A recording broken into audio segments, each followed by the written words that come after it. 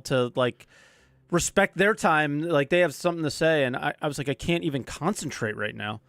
So yeah, I was feeling like I need to do something now because yeah, I don't want to just fade when people are talking. That just gives them more time. That means we're respecting their time extra. That's true. I'm not talking over them then.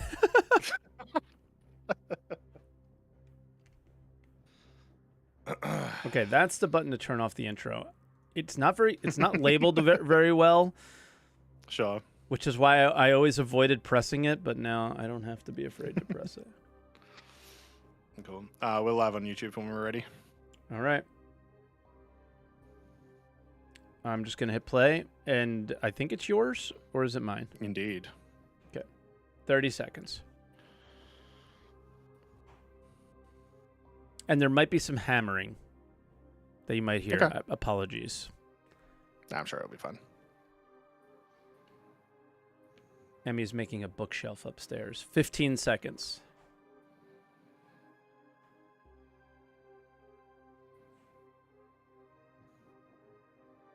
5, 4.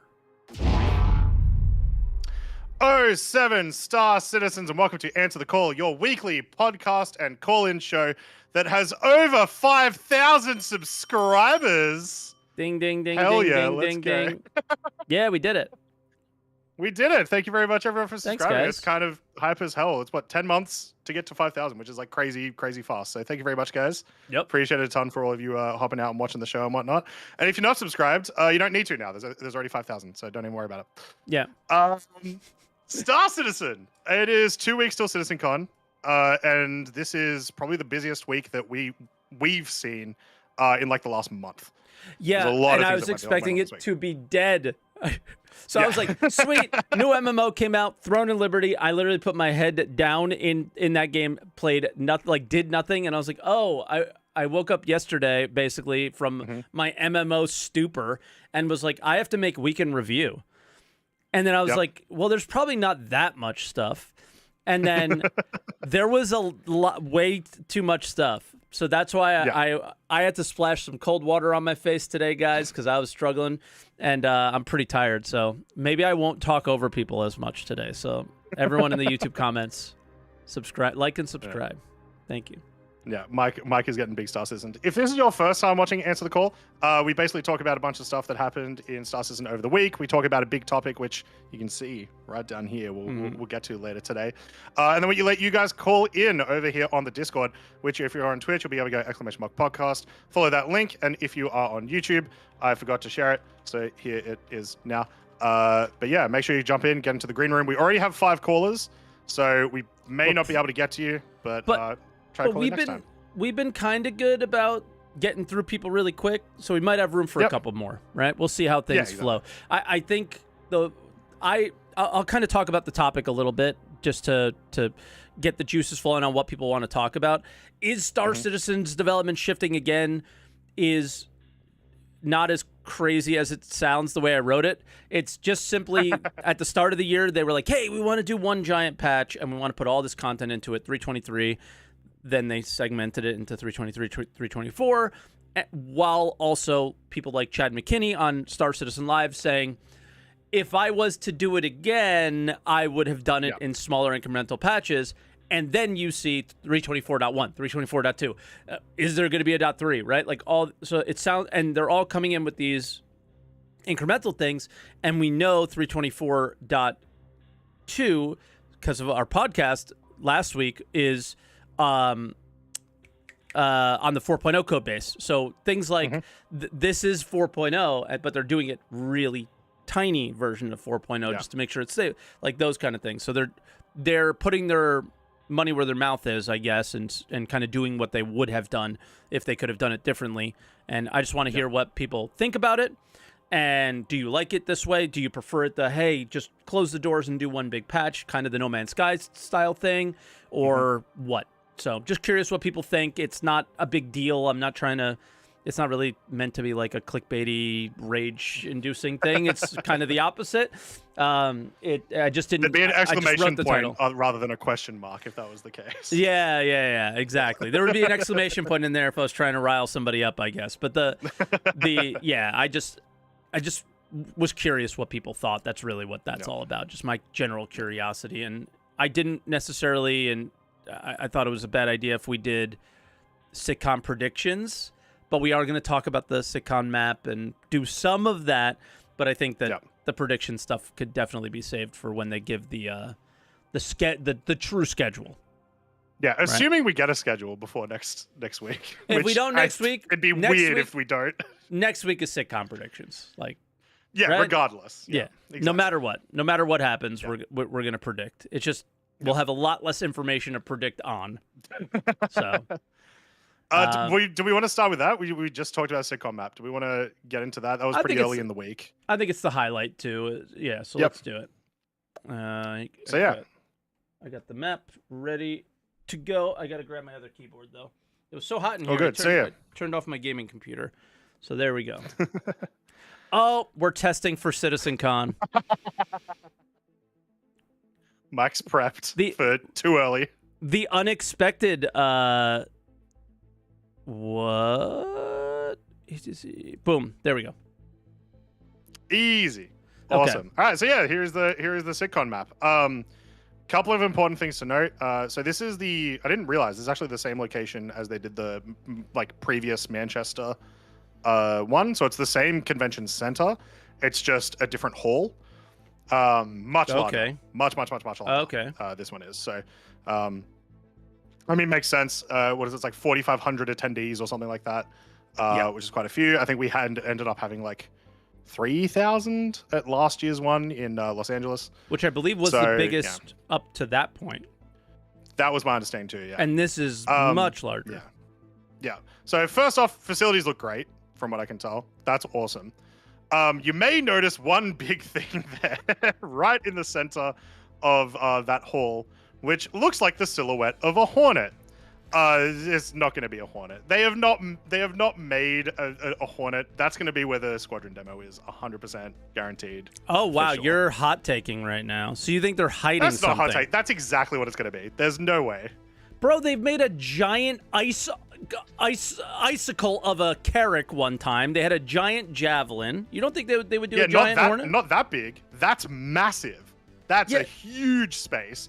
To have for something that is just a promotional item, I don't think so. That's where the demo is going to be. Yeah. Well, okay. So there's 4,500 people, right? 1, 2, 3.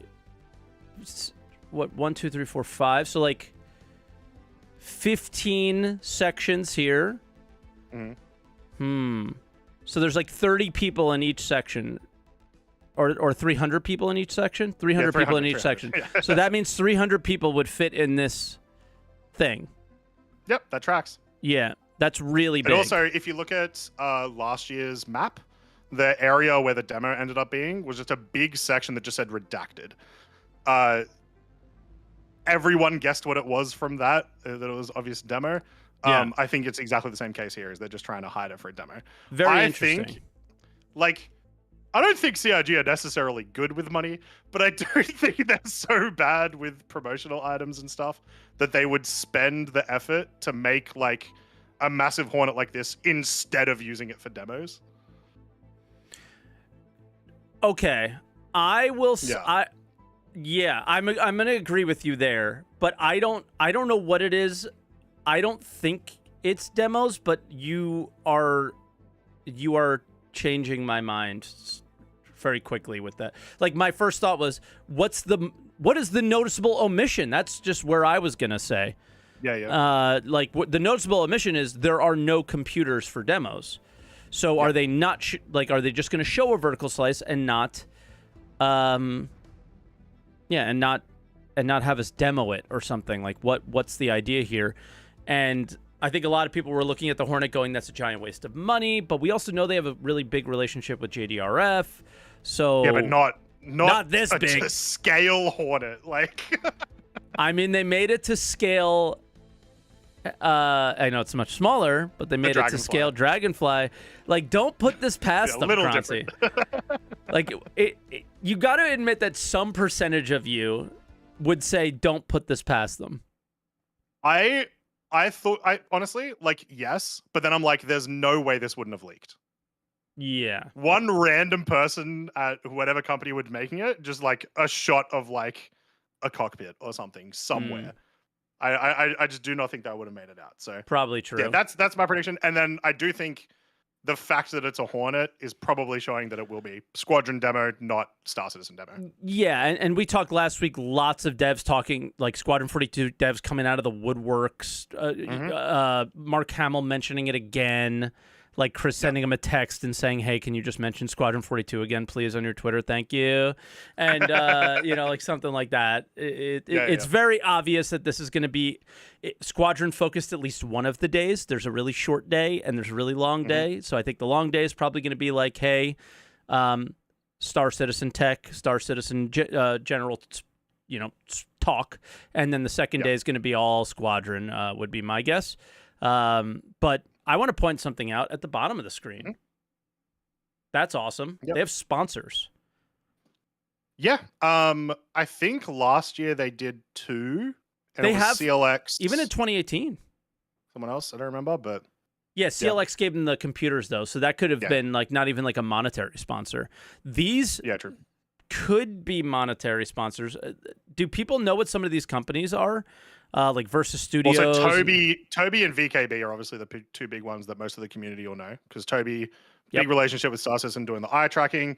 VKB, one of the largest companies for sticks. Peripherals. So, like, it's pointing towards your thought process there as well. Is why would they be sponsoring if they didn't have sticks there? I mean, they could have a booth where they're selling. Could be. Right? Yeah. VKB had demos there last year, apparently. I mean, you were there, so... They did, but they were also originally. This is one of the things I loved about being there the day beforehand, setting up for the Atmos stuff. VKB, all like, what was it, 200 computers were supposed to have dual sticks, like dual VKBs. They got held up in customs in Hong Kong, and so only like 10 computers had them because that's how much stock they had in LA. Like, damn, that sucks. Yeah. Apparently, Versus Studios is their CIG's video, film, and broadcast studio. Oh, okay, cool. So, I don't know. I just looked at it as people were kind of pointing out that they had sponsors as if it was a bad thing, because the CitizenCon ticket price is quite expensive, right? But I look at it as so is running an event, and I would much, much rather them take all these companies' money and use that for this than ours. Right? Plus, so they could take our money and put it towards the game. Why are we mad about that? Like, I don't get also, it. not just sponsorships. It'll also be like, partnerships too. Like, once again, if that is a demo underneath that Hornet, I fully imagine one of these companies owns the computers for all those, or owns all those computers, right? And so it's just one of those beneficial partnership things. It's very common to do these at a convention. Yep, exactly. So I don't know. It's still very hard to tell what's going on. I did confirm. Well, I didn't confirm. It's literally written on here. You have the. I couldn't read, and I had to confirm with Jake in chat, but then I noticed that it was there. The Addison Lounge. This is only for premium ticket holders. So you're gonna have like a fancy. Which very pass disappointingly, my friends are, and I am not. Yeah, I mean, I hate I hate this about this kind of stuff. Yeah. Like, I get it. Like, here, for me personally, I would have loved to see them like keep everybody together, but the premium ticket gets that special dinner thing. But I think that special dinner thing is probably happening over here. Maybe, I don't know. Maybe you're doing that stuff over here instead of elsewhere. Yeah, I will also say the VIP ticket last year, other than the night, the special night at the studios, the stuff that VIP got at the convention center was trash. It was like, you have this one section. It was just like 3 tables set up. That was it. This is like an actual proper space and like a better experience. It looks good, but I think it doesn't. Well, maybe this. You have me intrigued now. Maybe this is going to matter at some point. But to me, nothing on the screen matters other than that stage right there, and what they say and what they do and what direction this game is going next is where we are. How much of last year doesn't happen again this year? Yeah, how many are we going to see again? How much are we not? And yeah, I'm super excited though. Why that screen was up when we started is level cap is in-ish. I don't know. He sent me a weird message the other day where he was like, "You don't have to do this if you don't want to." And I was like, "Well, no, I want to." So I was like, I was like, "Well, you don't have to do this if you don't want to." Exactly. But Burks is in too, so it's going to be the three of us as far as I'm aware. But he's been, so it'll be very similar to last year as far as I know. And we're just sending. I was just looking at what we had previously and trying to figure out what we're going to do this year because we're going to have 3 people this time. So. Yeah. I got very hyped early this morning as we had like our last Atmo esports meeting before the event. So yeah, I'm getting very keen to head over. Big Atmo event right after Sunday or whatever day, the second day. Yeah, after Sunday. Tickets are still available, guys. Come watch some esports. Let's go. But that's the map. Still a lot of information that we don't know. And I'm assuming we're going to hear this year or this week. This week, yeah, I imagine. Fingers crossed there. But I don't know what you want to go to next. I've been checking out the PTU a lot. You want to talk about that? Yeah. Okay. Yeah, let's do it. So I didn't join Evocardi once for this patch, so finally getting to experience it live was great. Pretty cool. I'm keen on it for the most part. So love the MFDs. I think they did a great job there. If anybody says they don't like them, you were very angry or something. What? Somebody chat hopped and said you said that if people don't like the MFDs, they're wrong or something dumb like that. I don't know. I probably said that. I don't know if I believe that, but yeah, it's possible I said that. Basically, just pointing out that like you really enjoyed them. That's all I'm. Yeah. I think that's sick. Except the Aegis one. So I loved all of them, especially the Argo one. I think it's right on point. I have not checked the prospector. Someone in chat was saying that it was bad though. Yeah. Wait before you see the prospector before saying anything. But the designs, like the designs of each manufacturer's one is awesome. The generic one looks fine. I still want to see more variations on some of the manufacturers, but the generic one is like okay for now type thing. Yeah.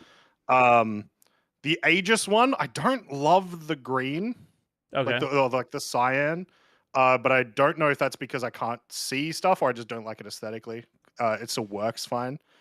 And some ships definitely got way more benefit out of others. So the Nomad normally just has the one screen. Sorry, yes, Anvil, not Aegis. Okay. The Nomad front screen is supposed to be like one continuous screen, right? And now it's actually one continuous screen. It looks like one continuous screen.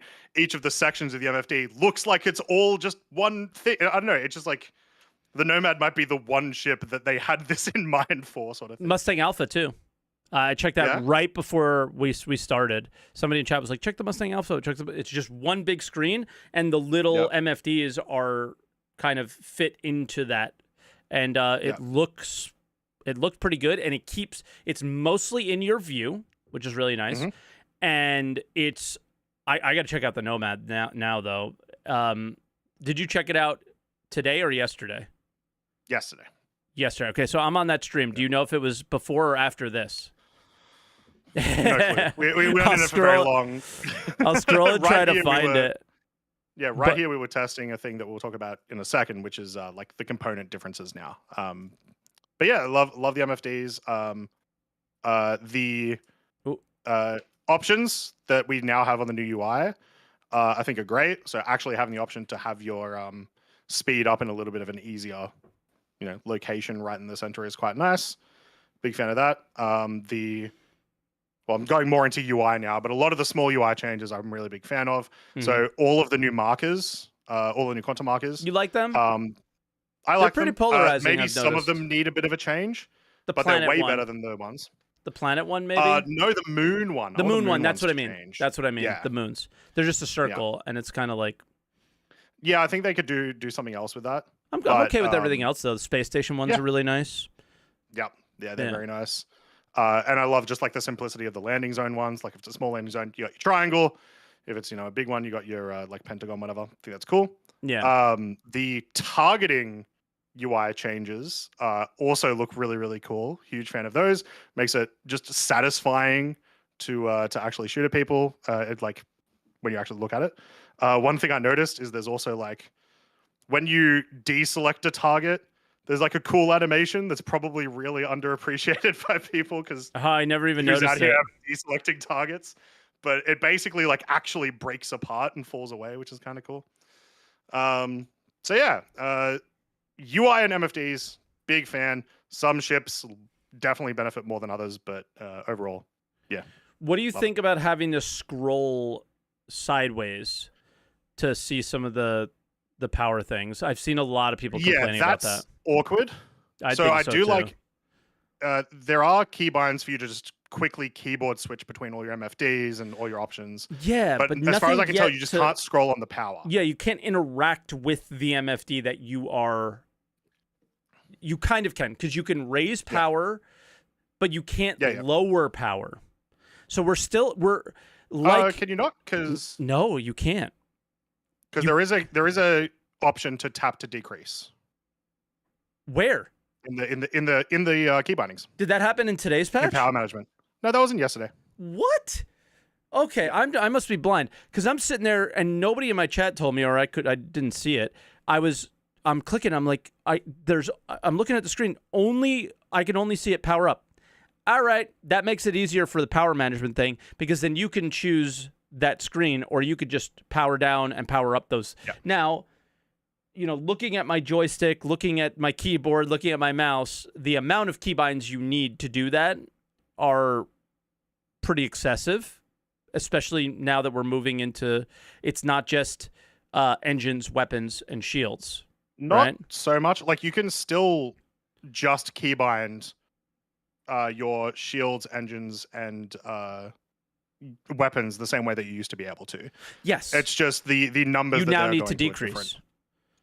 That's the thing. You can't just go. Oh yeah, it doesn't like auto move because it doesn't know what to pull points from anymore. Which, to be fair, it's because it's a different system now. Exactly. Which that might be the next thing to talk about. So components, as part of this, in preparation for engineering, it's a different system. It is similar enough that like you can understand having more power in engines means that you'll get better boost. Having more power in weapons means you'll get more ammo. That sort of stuff.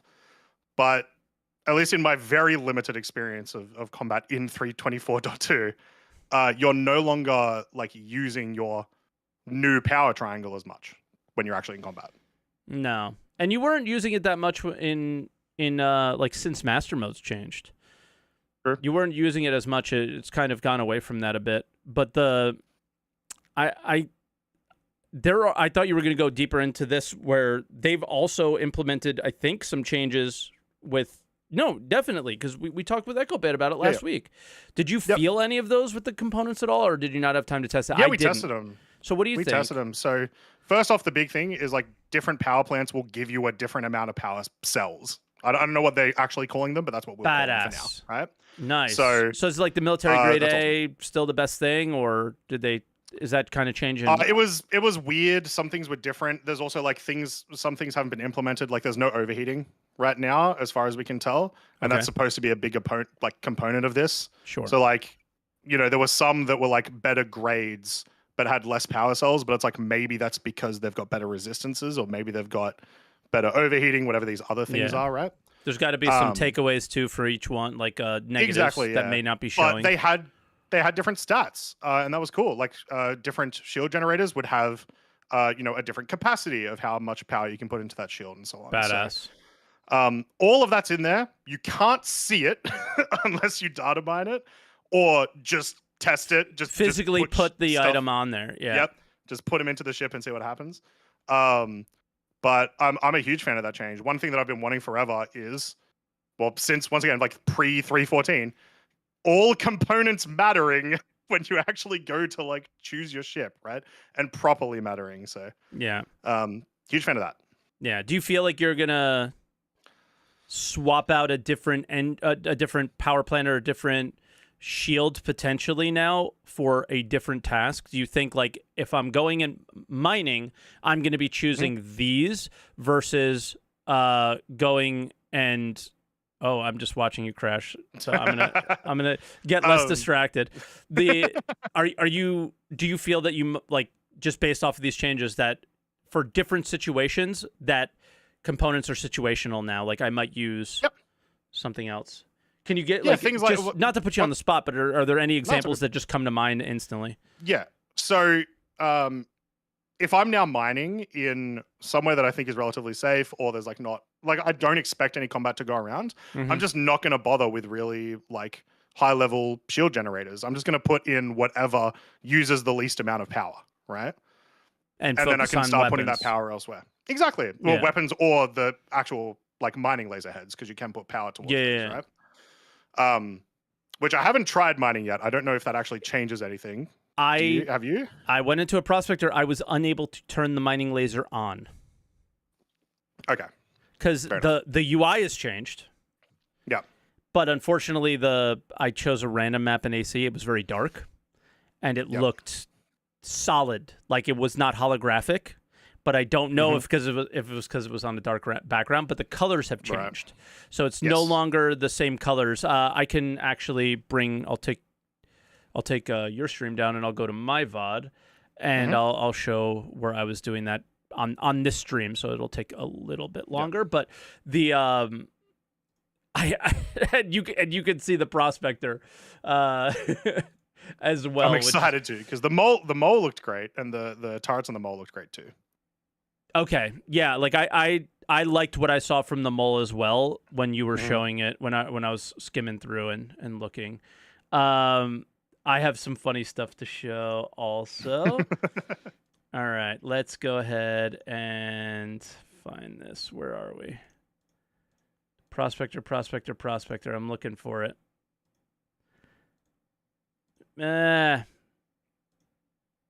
Here we go. Maybe. No.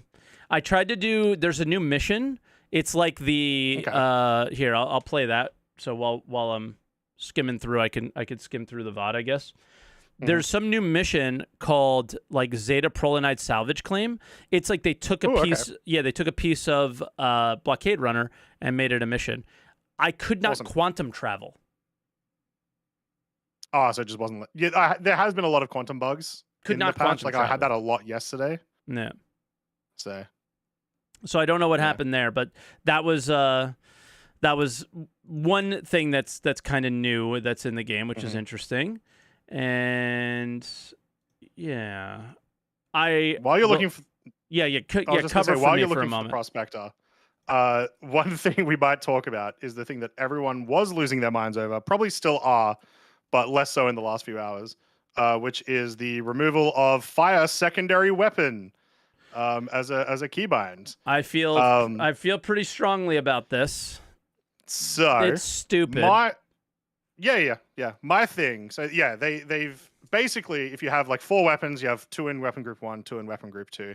You now can't fire all 4 of those at the same time, or you can fire them separately. You can't fire them at the same time because you can cycle through the groups to fire them. You can't fire them at the same time. That's bad. That's should horrible. Be able to fire them at the same time. Think about how excited we were during the ISC, where they explained that ballistics were going to damage components and lasers were going to damage armor. Now, not being able to prioritize what weapon you want to use in what situation anymore is pretty, or not, not as easily. Now I have to scroll wheel and click. You're doing the thing that they did with the inventory. You're adding more clicks than are necessary. I will. No. Yes. There is keybind for that. Again. But there's not a keybind for your second shot, for your secondary weapon. There's not a keybind for your second group. There is a keybind for you to cycle your weapon groups. Yeah. So then you turn on to those other ones and then you can fire them. Yeah, it's your mouse wheel. Sure. By default, it might be your mouse wheel, but you can just make that a different button. The big problem is just, like not being able to fire them really at the same time. I think that's the biggest problem. Are what you're trying to say about the that there's a button, theoretically, could you keybind the same, your fire key of your secondary weapon to the group that you want to, like, for example, if I want there is no fire key of secondary weapon, right? There's just fire. There's just shoot. I gotcha. But if oh yeah, you're right. And that's the problem, is they removed it. I was thinking, you can't. Yeah. So that was a bad decision, and 100% that was a bad decision. Yeah. For them to do that. So the community went wild. We've had a lot of people, a lot of not a lot of devs respond, but Yogi's responded a couple of times. Apparently he responded just before the pod started and basically said, my bad, guys, we're going to prioritize it or something. Yeah, he goes like, I heard your feedback. I was like, oh, okay, cool.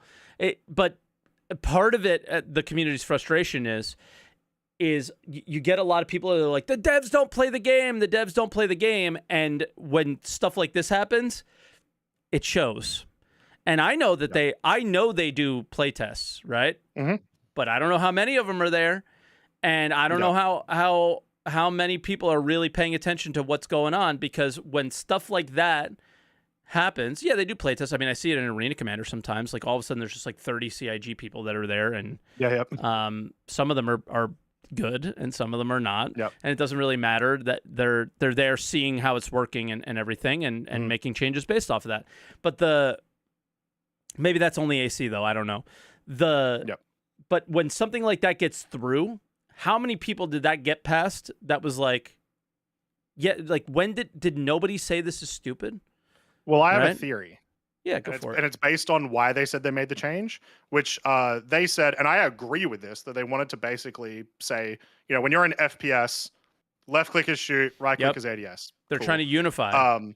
Exactly. Ship, left click is shoot, right click is ADS. It's just precision targeting mode, right? And I honestly think that's fine and that's cool. And that's honestly a good way to get new players to understand all those mechanics really quickly. I agree. But you need that option. You 100% need that option. Don't take the option away. Removed. Why take the option away from the players? That's the thing. Yeah. That's what people are upset about. I'm not against a default keybind choice. Do what's best to unify the entire game and keep things simple for new players, because the game is super overcomplicated. The intentions were good, but always coming back to just, it's so obviously a bad decision to remove that thing. How does it happen? And that's what the community, I think, is pretty upset about, and they should really figure this out. I don't know why stuff like this happens all the time when they have so many backers who play the game that work at the company now. They have they just have all these resources that they can use to prevent these problems from consistently happening. How big of a problem is this really, though? It's not that big of a deal, but it's one of those things where it's like, it's just easy to understand that it shouldn't be the case. Yeah, and it's just the accumulation, and I think it's because it's Yogi too. I think Yogi is getting just dumpstered on, and meanwhile on a effing Sunday is communicating with people from the game and saying, oh, okay, we got this, or I'll do this, and this is how this works, and that on a Sunday, people, on a Sunday. Nobody cares. Oh, true, they have their mandatory work. Never mind. It's not on a Sunday. He has work. It still matters. He does it all the time. So he's one of the exceptions to the like, he is so dedicated and cares, and that has to mean something, whether it's Master Modes is going the way you want it to or not. You gotta take that to some level of consideration, and I always do with him. So just to close that topic off, I think the important thing to remember, it is the day 2 of PTU. Everyone has voiced their concern. Yep. Yogi has acknowledged it. Sweet. Let's see what happens. That changes soon. Yep. Yeah. Yep. Let's see what happens. You want to see this horrific Prospector UI? Yes. Let's get back to the Prospector. It's green and yellow. It's like bluish green and yellow, dude. Look at this thing. Oh, God. What? Yep. And they said they removed the MFDs in the patch notes. Yeah, now there's just blank screens up there. It's the weird thing. It feels weirdly so close to working. It's just like angled wrong, if that makes sense. Like, it's just not actually on the screens, you know. Well, so, that's MISC. So the whole thing about MISC is they have these like floating UIs because the freelancer has that flat, you know, and that's their whole like thing, and it's not working. It's just not doing it for me. I love the Prospector, but it's not working for me personally. But and the color choices are just ugly. But there's your mining laser UI. That's on theme though with MISC. Color choices not being their priority is so on theme. But now you could see the laser UI, and I don't know if you can see it down here. Much more readable than before. It's a little fuzzy because it's a live stream on a live stream on a live stream kind of situation. A lot of their UI choices for this patch way more readable. I don't know if it's because they've like changed how they do drop shadows or something. It feels like it's that because I think they used to do like blue on blue drop shadows for a lot of their UI. Yep. So for color wise, I would say yes. For I think it's gonna just take a lot of people getting used to the MFDs, and some choices of like where enunciator panels are or these things. I think some people are like, you know, getting like shocked by the way they look. But yeah, I think people will get used to it. My only real criticism is the way we interact with power. I don't think we're going, like you said, we're not going to be doing too much power changes mid-fight unless you're on in small ships. Yep. Because you do notice it on large ships that like the pool is way higher, and so there will obviously be like changes and stuff. Not only is the pool higher, but you have another player. Yeah. You have somebody else there for you. So something funny from this patch, if you guys haven't checked it out yet. Yes. But not just that. If you change your vehicle or change anything with your vehicle, you get the glorious hangar sounds as well as the 30-minute wait to see your ship come up from the hangar elevator. It is so troll. I changed my paint, my ship goes down, and it comes up with the new paint. And I'm just dying of laughter at this because it is so stupidly funny. I love this so much if it didn't take 30 seconds for the ship to come up. There is no world that I'm on this screen for longer than 30 seconds to actually even see it happen, right? That's my biggest problem with it. Yep. However, love it. I do like the idea of this. It's so funny. You know, selecting the ship, it comes up, whatever. But it needs to, not be the literal persistent universe timing of how long this takes. I mean, the persistent universe timing should not be the literal persistent universe timing. Here we go. I'm changing my skin. Here we go. Save changes equip. And it goes down. Down it goes. It's so ridiculous. It's so stupid. And look, I was just like, no way is this happening. Let me try and find other changes. They made some P8AR changes. So it can reload now, or it shows the reload animation now. And it is like how they described it, a little bit more punchy, recoils a little bit up higher, but still super manageable. I just this is single weapon a limb in wave 1. That's where you'll find this gun if you didn't buy it for real money, so you could get it for free and try it for free. But I would just like to see a different scope on it. The 1X for a DMR, just maybe a little more zooming in would be nice. Click heads a little easier for that mode. Yeah, when you for the mode, sure. Because I was gonna say it's when in you the mess PU around you with make the a other choice. scopes. Yeah. Well, even in just a team elimination, or regular elimination, which I was doing a lot of, just chose a scope there. And speaking of scopes, low light scopes are in as well. Yeah, they're not broken anymore, right? So you just find them at distro centers and stuff like that. I haven't found one yet, but I meant in Arena Commander. They're available. So I didn't went know into that. elimination, tried out the low light scopes. I didn't know that. When you're in ADS, you press shift to turn them on and off. Obviously, there's not much reason to use a low light scope in Arena Commander. None of the maps are particularly dark. Yeah. But it's cool nonetheless. Yeah, for sure. We could, just because we got the Halloween themed like UI for the PTU. It's the Halloween event is going on, Day of the Vara. Do you like these? Would you buy these? Yeah, they're kind of cool, but they're just not ships that I'll buy skins for. That too, dude. That's another thing. Is none of the ships I would buy skins for, so I'm not really interested in them. Very quickly, the second that Expat said yuck, that's exactly why I like those kinds of skins. It's just not these ships. The worst looking skins, or like the most grotesque skins, are what I love. Bright pink ships are the best kinds of ships. Why? Just for the reaction you get, or because they would be more rare, less people buy them? Interesting. It's like at least it's a skin that's got something going on rather than just snow camo for the 90 millionth time. That's true. That's true. Or a flat color, right? We mostly get flat colors. That's why I like that's why I like the vulture skins so much. They're so unique and different. Day of the Vara, like helmets or whatever, you can get them in loot containers when 324.2 goes live. And then I already got this. I don't know if you did, but the kill collector thing. I just played one game and was done with that. Because Arena Commander can be kind of frustrating to deal with. These are my favorite. Like, dude, the green skins, the old school ghoulish green still is my favorite. I'm sad that we don't that they went in a different direction, but like look at how many ships they've made skins for. So it's kind of like, are we just going to do the green again? I think they wanted to, they probably sat in a meeting and were like, we got to do something different. Yeah.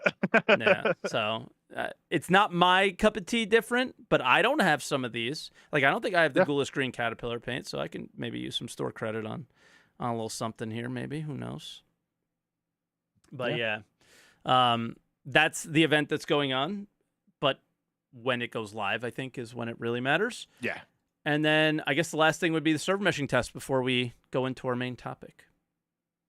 Unless something else there's a few small things as well. But yeah, server meshing test was the big one this week as well. So yeah, it's the third that they've done in as many weeks. I think they took 1 week off, but yeah. Possibly. They've been doing them. They were talking about when before this test happened, they were like, this is like, we're going to try to push the limits, essentially saying we're going to try for over 1,000. Yeah. Unfortunately, the test didn't go great for that. But we did get this awesome debrief by Benoit. Yeah, and the main thing is they had one crash. They kept saying it was one, like being very clear about that. There's one specific hybrid crash that would happen when we went over 500 players. Mm-hmm. If they can fix that crash, then we can see a little bit more of what server meshing can do. I don't think we had enough time to see what it could do. 500 players is a fine number, but I don't think it is a number that works for the long term of the game or any sort of goal for what they want to do. And I think it was good. I think he was, very open about what worked, what didn't, but their main focus is getting to be able to get to that higher than 500 number, figuring out why that is a problem. Yeah. And then some players... Oh, ping time. There you go. That was the one that I was looking for.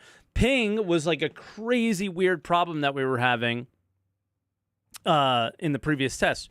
My ping was solid. It was 30. We were on U.S. servers, and I know people from other places won't see that, but it didn't bounce around like crazy like it was for other people. So, yeah. And then, I felt like I was in a New York subway on the 1,000-player test. It was wild. It was cool. Yeah. There's no denying that moment wasn't cool. I heard some people asked me today, and I'm sure you got asked the same thing. What's your ideal number? I don't think we can answer that question right now because I don't think we really had a test where a patch stayed up long enough for you to see what Stanton felt like with 500 players, what Stanton felt like with 1,000 players. I could say Stanton with 500 players max, where at the timeline that you and I play on, we're never hitting the max cap, so it doesn't feel very alive. But hey, you're playing on a USD server at 6 o'clock in the morning. In any MMO, it's going to be dead. So that's just something I'm going to have to deal with. Yeah, it's an interesting question as well, just because so you were talking about it a little bit before the podcast, and I was listening to it, and a 2,000 person server in America, Australian servers are never going to hit that, right? I am never getting anywhere near that unless the game just absolutely pops off, which is obviously the goal. Yeah. But at the moment, yeah, the game will feel so much more dead and so different comparatively. Mm-hmm. Are you going to play on an East server or like a US server if that's the case, or? I don't. Well, it depends. Like, ping still doesn't matter enough in Star Citizen just because everything's so buggy anyway. But eventually it'll matter, and in that case, it's gonna be like, yeah, cool. I could go to a US server, but now I've got 200 ping. Sick, right? There's nothing I can do about that. So I do think there is an ideal number for the current state of the game for me, for Australian servers type thing, which would probably be 1,000 with 2 systems. I think the spread would be okay there. There's also one more important thing I want to mention that was talked about in Benoit's post, which was the congestion at the hubs and the hangar. Yes. Of course you're going to have congestion. Like 1,000 people are trying to log on at the exact same time in the exact same locations. The idea, like that, this is every MMO literally ever. The first few hours of like a patch release or whatever. Yeah, but their congestion is different. So their congestion problems are choices that they made for immersion instead of for the game, right?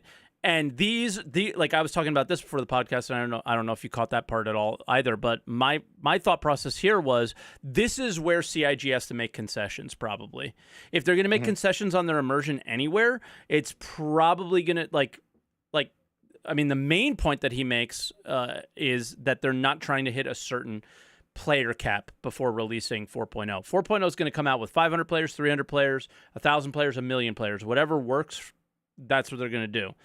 And I thought that was really nice to hear as well. So just pointing that part out. But the thing that he was talking about in relation to these bottlenecks,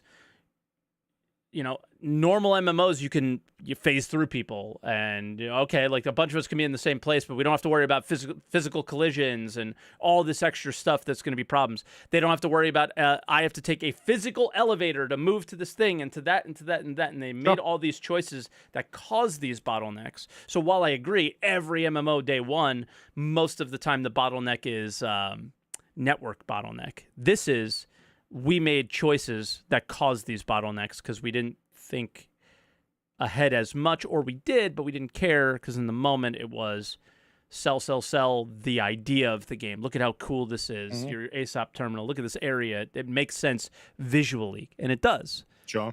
Right? But it doesn't make sense functionally. So what are they going to do? So for me personally, instance elevator or something where your elevator comes and it's your elevator, their elevator comes, it's their elevator, and that's it. Something like that. I don't know, but that's where I'm at. I guess even to counter my own point is like you'll have dynamic events where there will be, but like you don't expect everyone to be in one landing zone except for at the start of a patch, but you do expect everyone to be at a location at a xenothreat type thing, right? Yeah. So those bottlenecks would theoretically come up again. So. Spud Cannon in chat said hangar habs. Yeah, just spawn in your hab. Yeah. And then create reasons to want to be in the cities. So you're hanging out in the cities like, buy my wares or whatever, like you would see in other MMOs. Create reasons for people to be in the cities that would make those cities feel alive and bustling and fun. But as far as this bottleneck just to get think about the server meshing test. Launch in. I spawned in very quickly. Oh, wow. That's another thing to point out. We spawned in instantly. We weren't waiting 10 minutes. Okay, I spawned in quickly. Why? Let me get up. Okay, through the door. Click. Get to the elevator. Click. Run. And it's this race to get to your ship. Yeah. Why? Why are we doing this? Why are we racing to get to these things? Like you could just spawn in and then instantly go from your hangar to your hab without too many problems. But I don't want to take away from the beauty of the cities and all the hard work they did there. So just create reasons to want to be in those beautiful places. Why do I go to a Wally's bar, right? Like that kind of stuff. Which, did you catch this? Monthly report. Well, you want to talk about the monthly report real quick? I was just going to say, this is monthly report related. About bars in the monthly report. And what they talked about is in the game. I don't think a lot of people know. Which part? NPCs having conversations with each other. Oh, yeah. I didn't know that. I saw a video from PC 101 yesterday, and they were literally talking to each other, having conversations. So that was wild. I'll bring up the monthly report. I actually didn't have that up. I'm ready to go. One of the big things that's always been missing from Star Citizen, because like you get to see all the people and they're all ghosts that are just doing nothing. Yeah. So if you guys didn't catch that, go to a bar in like Hurston. Maybe go to Wally's bar. He went to the bar in Hurston. And I will link the video, and I'll put it in Twitch chat so you can grab it and put it in YouTube. I am looking for the monthly report. The website is actually harder to navigate for link type stuff. Report. I got it now, but it's just I have to scroll down for it, and I'm used to not having to scroll down for it. But yeah, sure. The where is it? Here we go. They implemented dynamic conversations to make the versus bar feel more organic and alive. Now, most of the time we don't see AI content in the game working and functioning, right? It's usually like we see these huge paragraphs here, and it's like the AI just kind of hanging out. But this actually functioned apparently. So yeah, the only thing is, once again, like you said, there's still not much reason for me to go to the bar. The only one that exists that really has a reason to go to is don't remember the name of the mission giver, but the one that hangs out at the Lawville bar. Miles Eckhart, yeah. That's like the only reason I think I've ever been to a bar in this game, other than just like checking it out for a second. So yeah. But yeah, now that we're on the monthly report, so final monthly report before CitizenCon, usually very, very short. No real exception here. Like, it is mostly short. The art ship section. Yeah, no, it is very good. The art ship section, super tiny. Yeah. That's no surprise. Yeah, basically, hey guys, you know that ship we've been working on? We did more work on it. And then, hey, wink, wink, more ships coming, because of course. So those will be Sitcon ships. There'll be IAE ships that we'll hear about soon. The core gameplay, they still talked about a ton of stuff, though. So a couple of ones that I noticed, lots and lots of talks about jump drives and testing jump drives, making some art changes to it. Fuel is now quantum fuel that they use for jump drives. I think that's fine. Cool. Yeah, I'm fine with that. Did anybody want separate? You can argue wanting separate fuel for the depth of the game way long term, but for 4.0, quantum fuel, go for it. And if they want to go, that route with depth, go that route. But I don't care. Them talking about, once you do a jump, it takes a while for your thrusters to come back online. Cool. I like that too. So you get caught a little bit with your pants down once you come through a jump. So lots of implications there for PvP and stuff, which is cool. Yeah. The big thing about that though problem, but we'll see. It could be. It could be bad, honestly, but we haven't. I don't know if it was a good idea, but yeah. Jump points currently in testing with QA for testing. Makes sense if they do want to push 4.0 out, obviously. So, but I'm happy about that. I'm glad. What was the other ones? There was some other big ones. I thought this was kind of a decent thing to call out. It's more just them fixing stuff, but them just talking about why maybe Resource Network has taken a little bit of time and how challenging this is. Devs had to solve issues where just minimum power requirements, just like you got to go through and everything has to make sense in every single ship. But yeah, for me, the thing that stuck out was the radar. Radar was very sneaky. If you want to share your thoughts on it first, go for it. So the big one that I read about with the radar and scanning is the radar jammer. So there were so many people complaining all the time when they saw the FPS scanning last year, who were like, "Oh my God, CRG once again ruining PvP. I have God markers everywhere." Well, there's a radar jammer. So presumably, no, that's not the case. You someone can scan, but they can't see you because you've got the jammer out, right? Yeah. I love that. I think that's awesome. That's a really cool counterplay mechanic for potential PvP FPS, hopefully PvE as well if this ever happens, ever melds there, right? Because AI are supposed to also check for your signature, whether that happens or not, who knows? Yeah. Super keen on that. That's awesome. Yeah, I like the thing above it. They keep talking about Delta signatures, and now they seem like they're getting a little farther along because they're dealing with the the UI markers of when a Delta signature comes up, so the feature's probably functioning. So now if somebody in the yellow asteroid belt switches on their quantum drive, bang, something may pop up on your radar. So the idea of you bounty hunting, you pirating, you trying to avoid pirates. Like, think about the way the game currently works now. Pirates just, like, there's a lot of mechanics in the game that favor pirates, none of which are finding players and having the game feel alive enough to be pirating. So I'm not shitting on pirates there too much for that, because what are you going to do? But every time I've watched like a video pirating or played games with other pirates and stuff, it's a lot of I'm waiting really far away from this guy and they can't see me, but I can see them.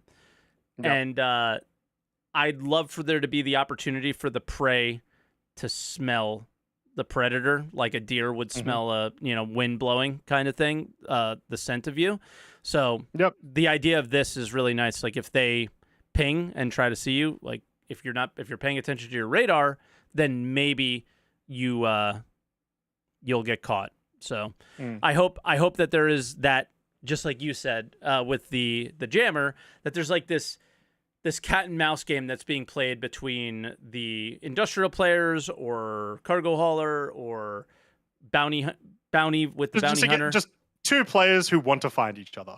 Yeah. One doesn't want to be found and the other one wants to find them. Well, I want to find them so I can get away from them as quickly as possible. Oh, I see what you're saying. Yeah. Yeah, I really am excited to see what that could be like, because the way it is now is just, it ain't it. Yeah. It ain't it for either side. I think it's just kind of goofy at the moment. Anything else stick out to you? Because again, that was really the only thing that stuck out to me. Like, Maelstrom was mentioned, but it didn't say anything interesting. The weird implication of that paragraph was that right? the weird implication is that Maelstrom and Resource Network will both be in the game but not working together. Right? Which is, I don't know, just weird. Like, for now, like it says, in the future it will tie into the Resource Network. So like, how's that going to work? Is an interesting case. At the mission design section, they talk about they're improving the new player experience for obvious reasons, because item banks, freight elevators, component repair, master modes, all this stuff didn't exist when they did it last time. So awesome, right? Stuff the new players need to know. The very narrative team, they provided text for a really exciting upcoming mission. Don't know what that means. Elliot's trying to troll us, obviously. But hey, I like new missions. And that's pretty much it. That's from what I saw. That was like news, or like things that we hadn't been told about. What color ticket for what ship that we can only buy if with that ticket with real money are they really excited about? I'm love it. I can't anymore with this stuff.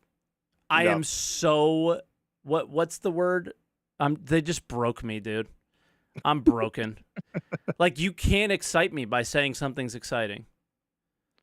Because they did it so many times, and then I had a platinum ticket event, which was the platinum part was the best part. The gold part was not. The gold part was So, for the monthly report, that was pretty much it from what I saw. Like I said, still pretty big considering it's SitCon this month for 2 weeks, right? So, yeah.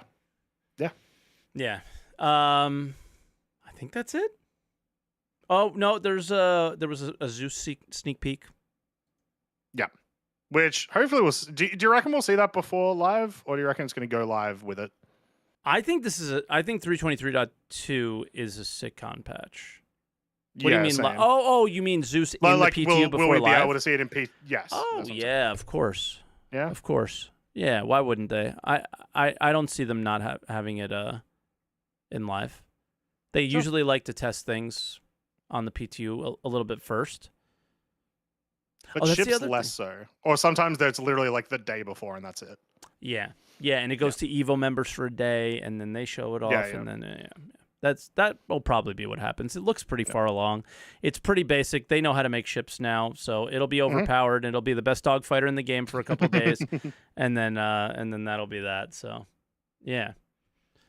You want to get on the development shifting again topic? I don't think we'll be on it too long ourselves. So, Yeah, so kind of like what Mike said earlier in the pod, they went from this one major patch, and probably the biggest major patch we've had in a really, really long time. Which I praised. Another major patch, which was what's the, not like a vampirism, but it was like the skeletons of what was left over, like the remains of what was left over from 323. Still a lot of stuff, still big, impactful stuff. But a couple months later, it was that patch. Now we've had these two relatively impactful patches for the amount of speed that they've come out and the amount that they've, like people have been saying in chat, wave 2 for .2's aiming today already, right? So that's pretty quick. And it's just, are they going this direction? I don't know that they are, but I want them to, sort of thing. So this sort of happens every year around SitCon, around IAE, like it's always towards that second half of the year, where they start putting out a lot of .x patches. I don't know if any of them are ever as impactful as like .2 is. .2 is huge, in my opinion. Compared to a normal dot patch, it's correct. Yes, compared to the other like subsidiary patches. Mm-hmm. But I would love to see them continue doing this, where it's like, here is a small but meaningful patch every month and a half. Would probably be the sort of thing. Would feel great. I don't know if it's feasible for them, and that's kind of what I'd be interested in seeing. Yeah.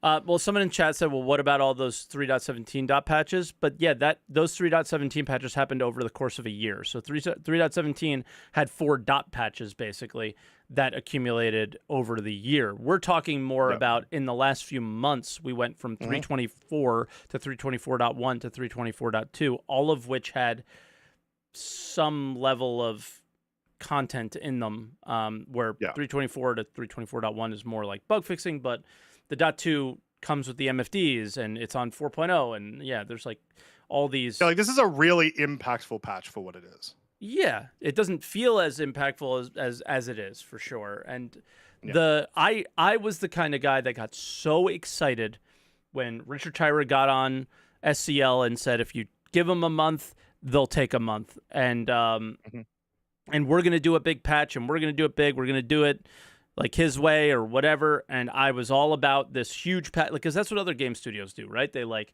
set out a lineup of what they want in their next, major update, and they work towards that. And when it's done, that's when they release it. Did they bite off more than they could chew with 323? Absolutely, right? Maybe it could have been a bit smaller, but we heard them say that if they could do it differently, they would have. And it seems like they're doing it differently. So again, I am more along the lines of, and it's crazy for me to think this as a content creator, and this is why I hope people don't think that I'm as horrible of a person as a lot of people think I am. But I believe that the No Man's Sky model would benefit CIG so much. The close your doors, say nothing, and get to work on all this spaghetti code and this stuff that has been holding you back for 10 years. We know they can't, right? Because their funding model doesn't support that kind of thing, and so on and so forth. But I think they could still keep doing ISCs, doing development updates and things like that, but kind of going in the dark as far as what's playable on the servers more often. So I think that could work, and just take your time and make it good. But first you have to focus on things like the transit system refactor, 4.0, and the mission system refactor. That stuff has to happen. After that, I think you can start thinking about doing like big, impactful patches. With that said, I've been more interested in what's going on in Star Citizen more recently than I have the entire year, because it's more things are happening more often. Right. So again, we talked about this week. It was pretty busy in comparison to what we expected it to be. Right. So, So I just wanted to kind of put that out to like, what's your preference? What do you like? What would you rather it be? Not that this should have any impact on what CIG does with their development and how it should work. They're going to do whatever the hell they want, and that's fine. Nobody's telling them what to do. It's just, as a backer, a lot of us have been here for a decade. And what's been more enjoyable, right? And I think the beginning of this year was horrific it was not enjoyable in comparison to previous years for me. I have played the game less this year, played the PU less this year than any year in my entire life. I've played a lot of Arena Commander because I can get in, I can practice, I can get my skills down on FPS or Gravlev or whatever I'm finding enjoyable at the moment. But the PU, I was turned off by a lot this year. So, as much as I want the No Man's Sky model, it seems like what we have now is it could work. Yeah. Yeah. It just may not be as big and confetti everywhere all the time, you know? I want us to get to a point where like we've got like I do agree with you for features, but I want us to get to a point where it's like for right now and until it gets caught up, like every month and a half, we just have like new mission content, which once again, probably not feasible. I'm probably completely losing my mind with saying that. I think at some point when they have the ability, like they have more foundational stuff in that it's like, well, I want to make a new little FPS mission, and I have all these design tools to grab from to do it, right? Like I want to make a cargo hauling FPS mission or something, you know? I don't know. Yeah. So once they have more tools and stuff, they can do more with it. I think it's theoretically possible what you want. Yeah. But so hopefully that's what I would like. And then yeah, of course. Like I don't think we need huge patches every single 3 months. I think that is unrealistic.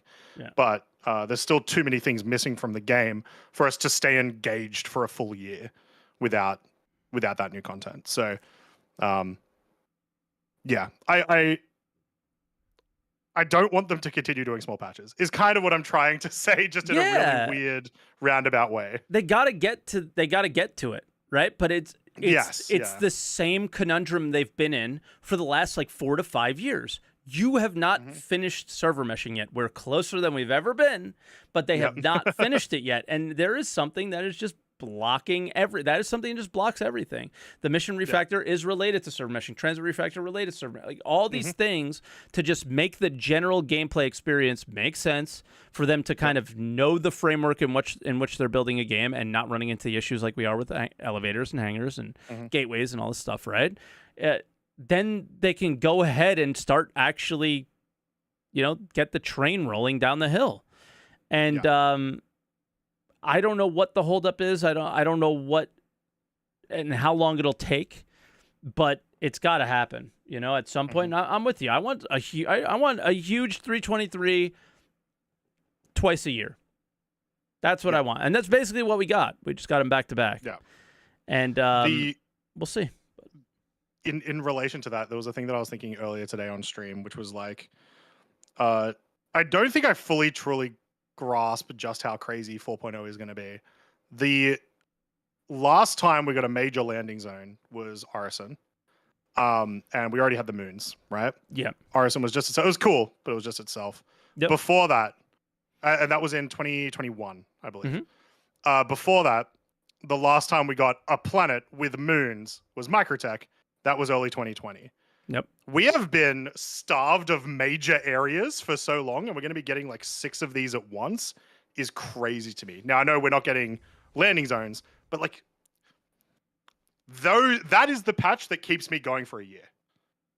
That is the patch that gives me enough, like, once again, hopefully more mission content, and it sounds like there will be, but at least in regards to the location, gives me enough things to do for like a whole year before I get bored and then start crying that there's no big things.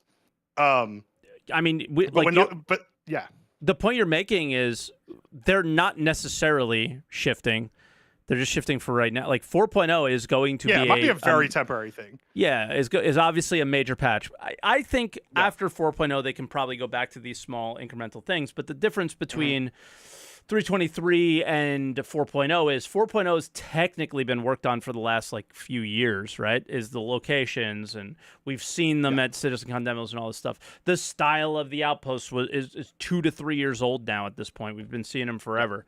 So a lot of that heavy lifting has been done over a long period of time, whereas 323 was like, all right, Squadron 42 feature complete. All right, show your demos at CitizenCon. Now let's get to work. After 4.0, can they keep delivering bigger patches like a 4.0 in the future, they're going to have to, right? The next star system they release, that'll be another size of 4.0 patch, right? So it'll definitely happen. It's just how streamlined do they get? We'll see. Which I will say, I think that's what the theoretical large patches we're talking about, I think that's exactly what they look like, is like, here's new system or multiple systems depending, here's new missions, here is your year of content, here is your year of slop, your MMO slop, go and grind it, and then we'll be back next year with more stuff.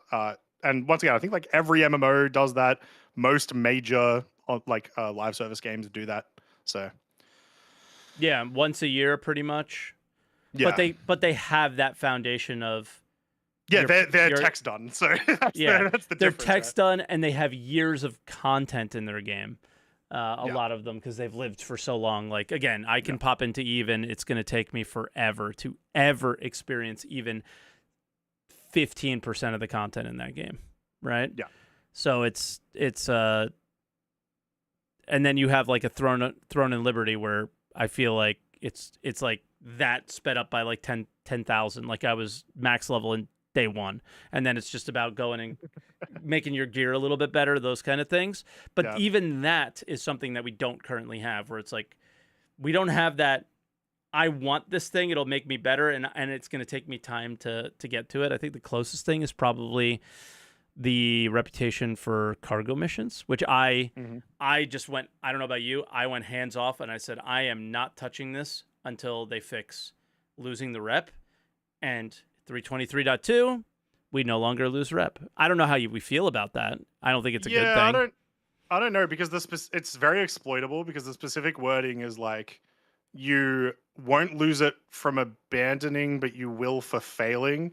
That's right. Hey, I'm about to fail. Abandon. Exactly. So don't love that. I'm hoping it's a band-aid fix, because that's it definitely is, because once you get to the highest levels, you're gaining rep really slow, but if you fail a few missions, you instantly don't have enough rep to get another cargo mission again for the rest of your life. So it's like, they've done something and they're trying to figure it out, and I don't know what the problem is, but we need risk, man. We need risk. We need some pain. Where's the risk in this game, dude? So I was bittersweet about that change.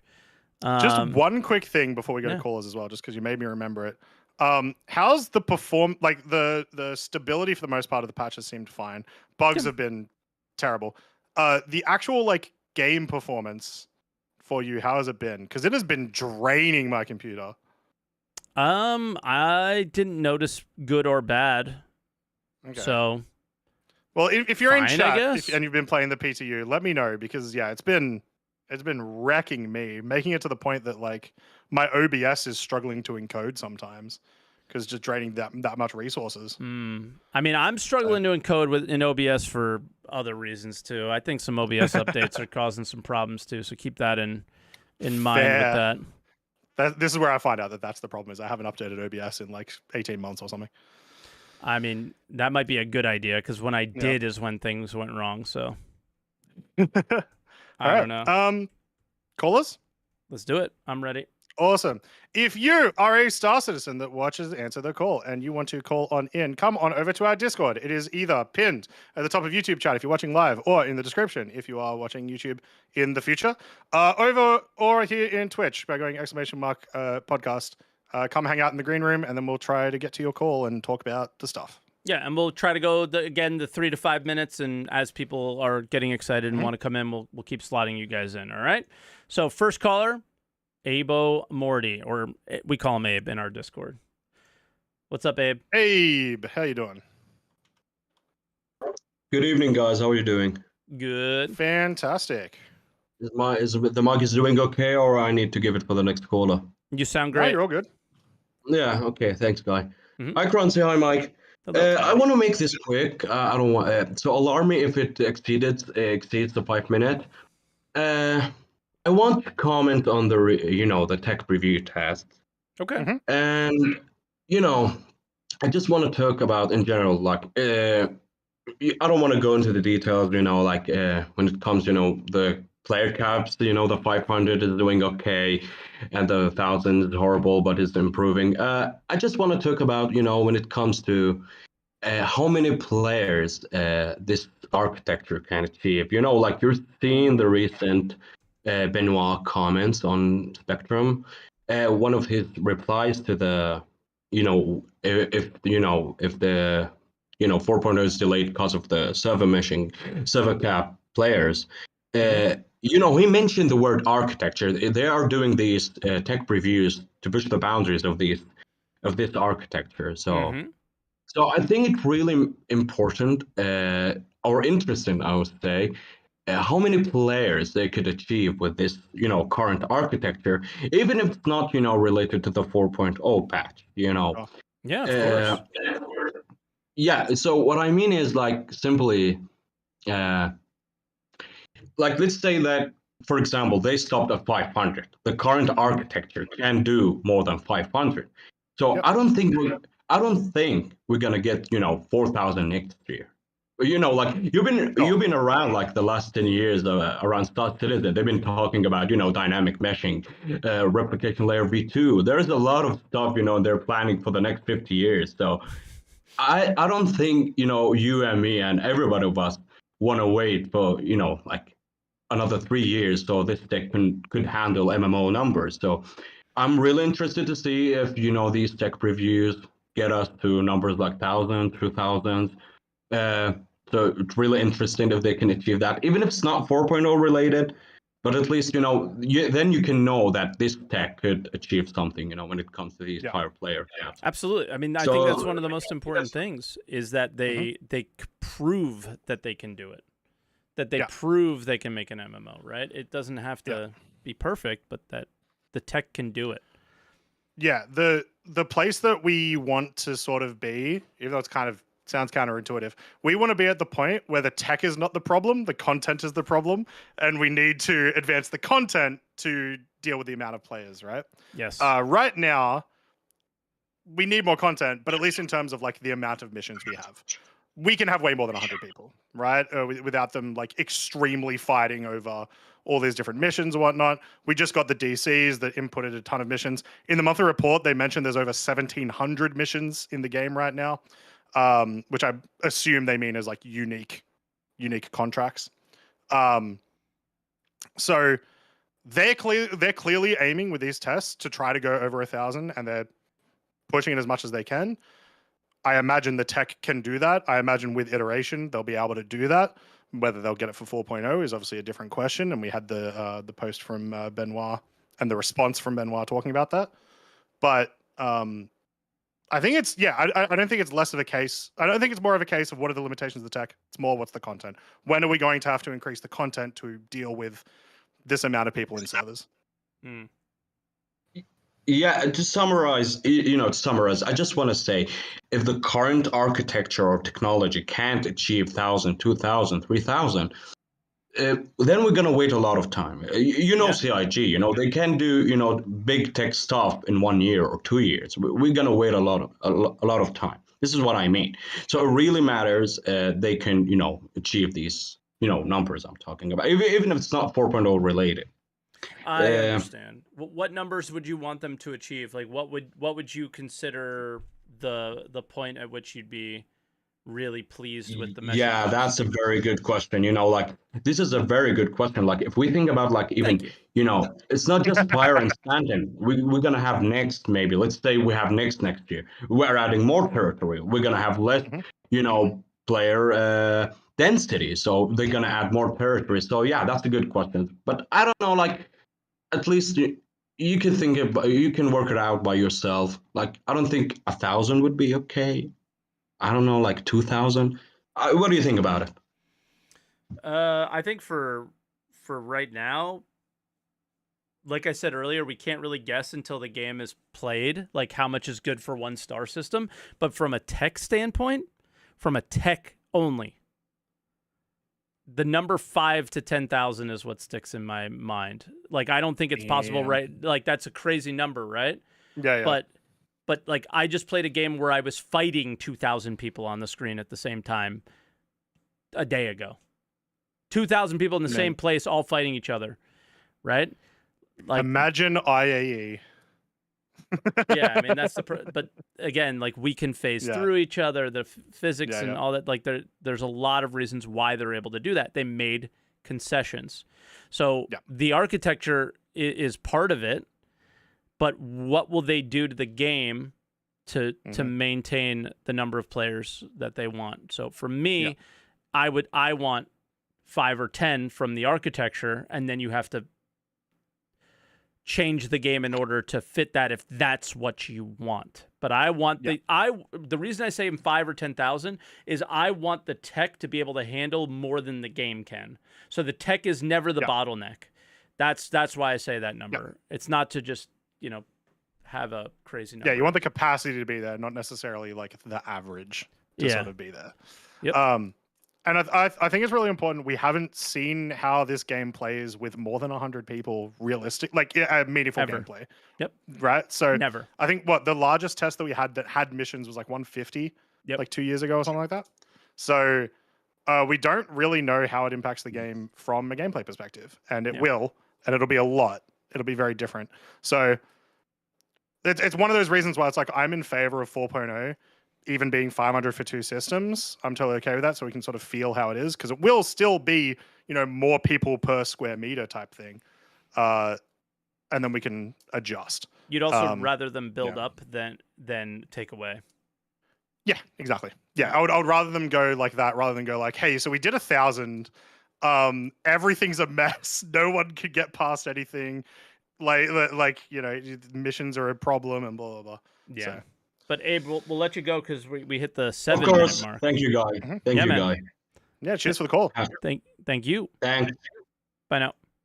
All right, that was Abe of SaltEMike Discord fame. Corrupt for Fun is next. What's Corrupt. up, man? Welcome back. How you doing? Hey guys, how y'all doing? Good. Fantastic. Just corrupt for now, Mike. Just going forward, just corrupt. Just corrupt. All right, I'm going to give you a different name in Discord then, so I say it right. Is that okay? So, yeah, that's perfectly fine. Okay. We know that we need server mesh. We're trying to avoid bottlenecks. Yeah, sorry. What I'm about just putting your if nickname we're going from apartment to directly to your instance hangar, or you get the choice at the elevator at your apartment to go down to the shopping level. I've always wanted that. Yes, just yes. Like the first elevator I go to, it's already a Wonkavator. Just take me where I need to go. You know what? I don't even mind if first time you log in, it makes you go through the city. It kind of should. That's what your tutorial would be anyway. And you get to experience all of that. But once you start like daily logging in, it needs to be. There's no reason for me to just run around for 20 minutes, right? Yep. And then use, either from the apartment or from your hangar, you're able to order general items from the stores in the shop. However, you will never know what access you have to the backroom inventory until you go to that shop. Like reputation stuff. That I'm more indifferent towards, I guess, or maybe I'm not as keen on that. Like, once again, most video games that have vendors make you go to the vendors. Yeah. And that's fine. I don't really have complaints about that in most other games. I think I only have complaints about that in Star Citizen because we're doing it all the time. And you also don't have the fast travel to get to that location, and then that's you true. You fast travel to the city, and then you walk to. Not only do I have to fly there, but I have to take the tram there, and it is extra, I guess. Yeah. But I would like exactly what you said. I still would like that ability to make orders with commodities. So I think for like personal gear, I don't hate having to go to a shop and try stuff on, but for more meaningful purchases, I think maybe it's okay to do that. Okay. My next question would be then, I think that you guys are talking about doing that one major patch a year thing. Mm-hmm. What about if, okay, they say we're going to work towards another 3 to 5 systems this year, but in that year we're constantly getting or getting on a regular basis quality of life updates. I mean, define quality of life, because the game's dead. So like you got to do both. Like you got a quality of life and build the game. So that's the and I'm not trying to be mean or anything like that. Go ahead. It's the challenge that they have to deal with every day is what do they prioritize? Quality of life is really important. It's one of the most important things. But they also have to make the game that they haven't made yet. So that's also important. Yeah. And then they also have to make all the star systems that they haven't made yet. That's also important. And then the ships, they have to keep selling them because they'll run out of money and they won't be able to make the game. So they have to that's also important. So then every day these guys are juggling with what's important, and they're always going to piss somebody off. Yeah. Yeah. So what's the best choice? I don't envy the people who have to make those decisions. Mm-hmm. I don't like the decisions they've made. They don't fit the things that I'm interested in. But what am I going to do? I'll just complain about it on my live stream and nobody will give a shit. That's basically it. Okay, well, thanks, guys. I'm glad for the interaction. I'll let you guys get to the next person.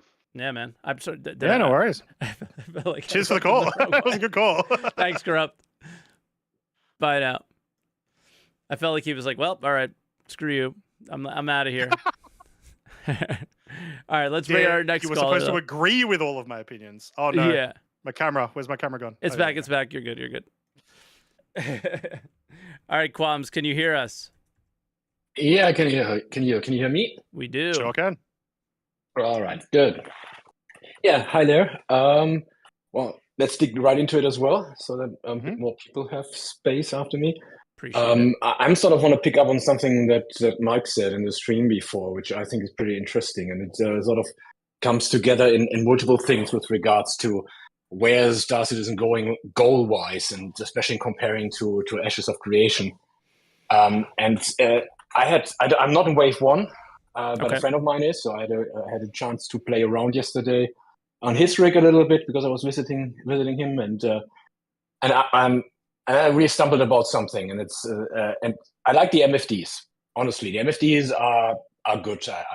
Most of them are okay. I mean, the design is good. They have ample amount of shortcuts, keyboard shortcuts, or commands that you can go through. I think they're actually an improvement compared to the old one. Yeah, for sure. Which I think, I think most people think that at least the MFDs are an improvement. Yeah, exactly. At least the MFDs. There is where you jump in. I don't know. With regards to the HUD, honestly, in my opinion, they should give that to the narrative team.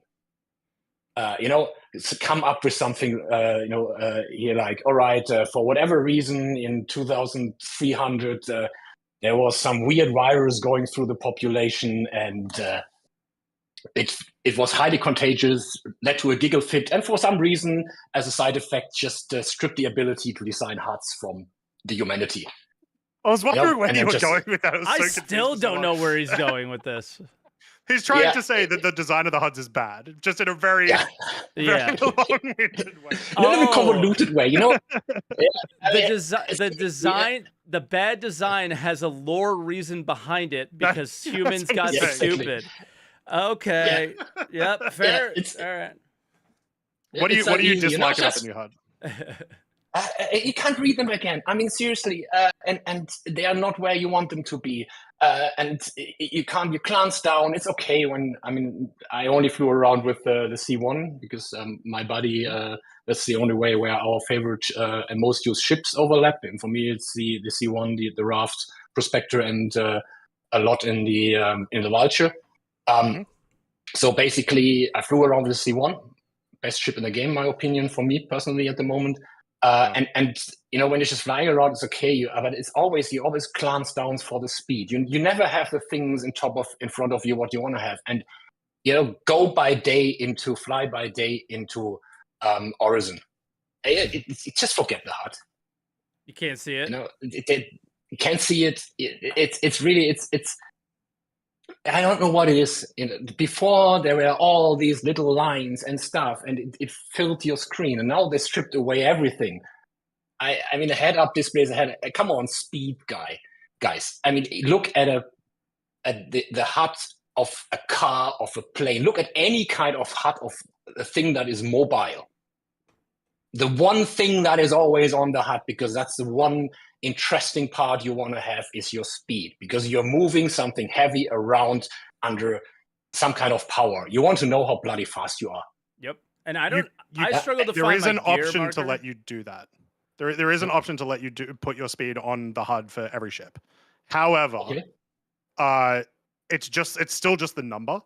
One thing I will say that I did appreciate about the previous HUD was having the like scale of your speed and sort of understanding where you are within that is really good. I really enjoy that, right? I like knowing, how essentially how much slower can I go, how much faster can I go type thing. So even though you can put your speed right in the center, and it's one of the options in one of the MFDs, you know how they've moved all of them there. Okay. Okay, good.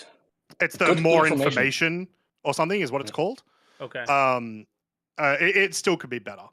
The big thing I will agree with you, because I like the HUD, but the big thing I will agree with you, how do we still not able to see stuff in atmosphere? Like, they've got to do something, whether it's just like a super aggressive drop shadow or like just not making it look like it's a fluoro light or something. I don't know.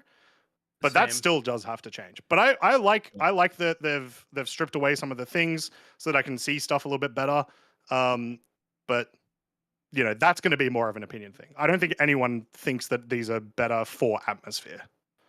Yeah, I mean that's interesting. But and now I know after the HUD crumble, the other thing where I really got like, man, what is that with the triggers? I mean, seriously. And then I read Yogi's responses, and Yogi's responses on the triggers, in my opinion, especially when they started, is like, man, this is the worst Yogi he has ever written on Spectrum.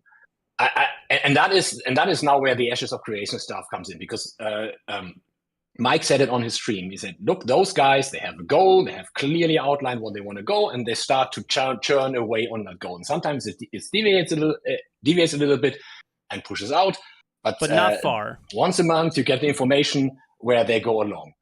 Big point here is it can still be, we have no idea what it is, because before there is a beta out, the next alpha test out, it can still be just pretty graphic. So I'm not going to that one. It's just on the way thing. Where when you look at Star Citizen, I have the feeling they are just bloody all over the place. It's really running about what looks cool, what looks nice. And it's everywhere. You see it everywhere. There's a missing concept. There's a missing internal logic of the universe. And not just Mike, what you got, both of you, talked about, or was it Mike? I forgot.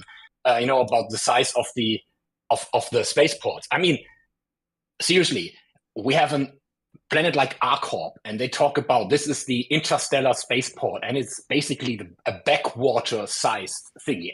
And along from realism, you have multi-billions people on a planet, and this is the major in and outlet. It's just too small. This is the whole, and as you said, nobody thought about it. Hey, we want 100,000 people in our game, players. Yeah, think about what that means. 4 elevators. If they want to get into spaceport. More elevators, more hangars. Yeah. More ASOP terminals, more hangars. Yeah. Or less ASOP terminals, because it's going to look ridiculous, and just make some concessions on the insane realism. I'm not asking you to make concessions on things like this, like where you're flying around on a planet and the planet looks like a planet. I'm not saying that. I'm saying make concessions on the little small areas that really, really, really, really, really bottleneck the game, and that is one of them. That's all. Yeah, but it reflects in other things as well. Look at the whole point with now they want to get atmosphere in it. In the flight spaceships. Yeah. In spaceships, Yeah. I think honestly, people are going to struggle with that. I think people are going to struggle. Yeah, with that. You know why they want to struggle? Is I like the idea in principle, because I mean that's part of the space cool thingy. But nobody thought about this gonna happen when they designed the bloody space our spaceships. There is no concept. Half of the ships nobody thought about. Hey, at some point I need to evacuate my room and go out. This is it's the newer ones are getting better, but this is just the amount of backlog in the design. I don't know if I agree with that one as much. Almost all multi-crew ships, the oldest that I can think of is like the Freelancer, but there's probably older ones. The whole ship is designed in compartments that can be locked off, right? Is that them not thinking of exactly what you're saying? I'm just the opinion. You're wrong about that one. But why am I wrong? Because like I said, the Freelancer has the cargo compartment that's locked off. There's that little walking compartment that's locked off. The sleeping compartment locked off. The cockpit locked off. All of those are doors that can be, theoretically. But you always have if you have to pay attention to that, it's like the same level of tedium that is riding 45 elevators to get to your ship, kind of thing. I think is what most people's arguments would be. Yeah, like, maybe Mike, you summarize it a little better. Yeah, like in normal sci-fi, like Star Wars sci-fi or Star Trek, bro, they just got these holographic barriers that keep everything in, and I could just go right through it, and it's no problem. So it's like it's just one of those things where I'm very curious to see how the community handles it, and I might just exactly for that, no airlocks.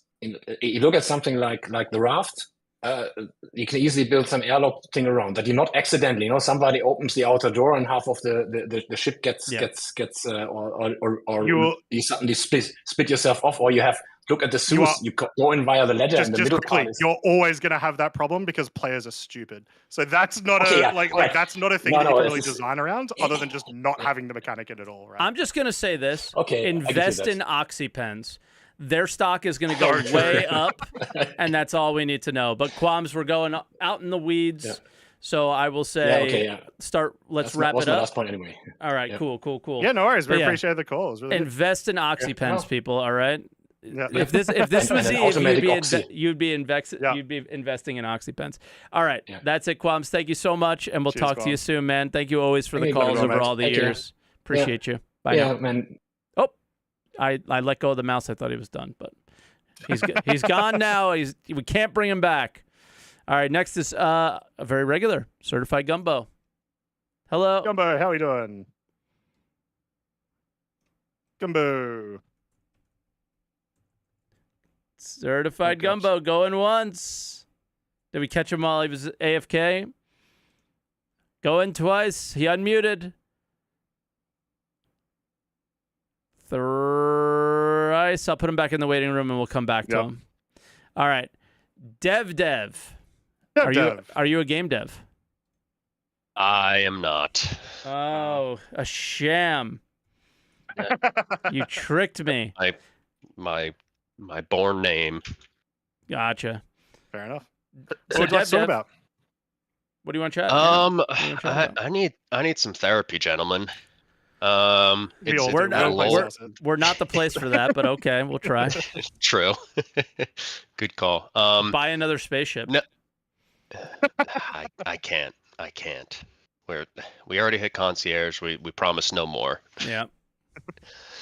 No, I mean it's just getting towards that lull, and the promises that didn't happen, and every time this year.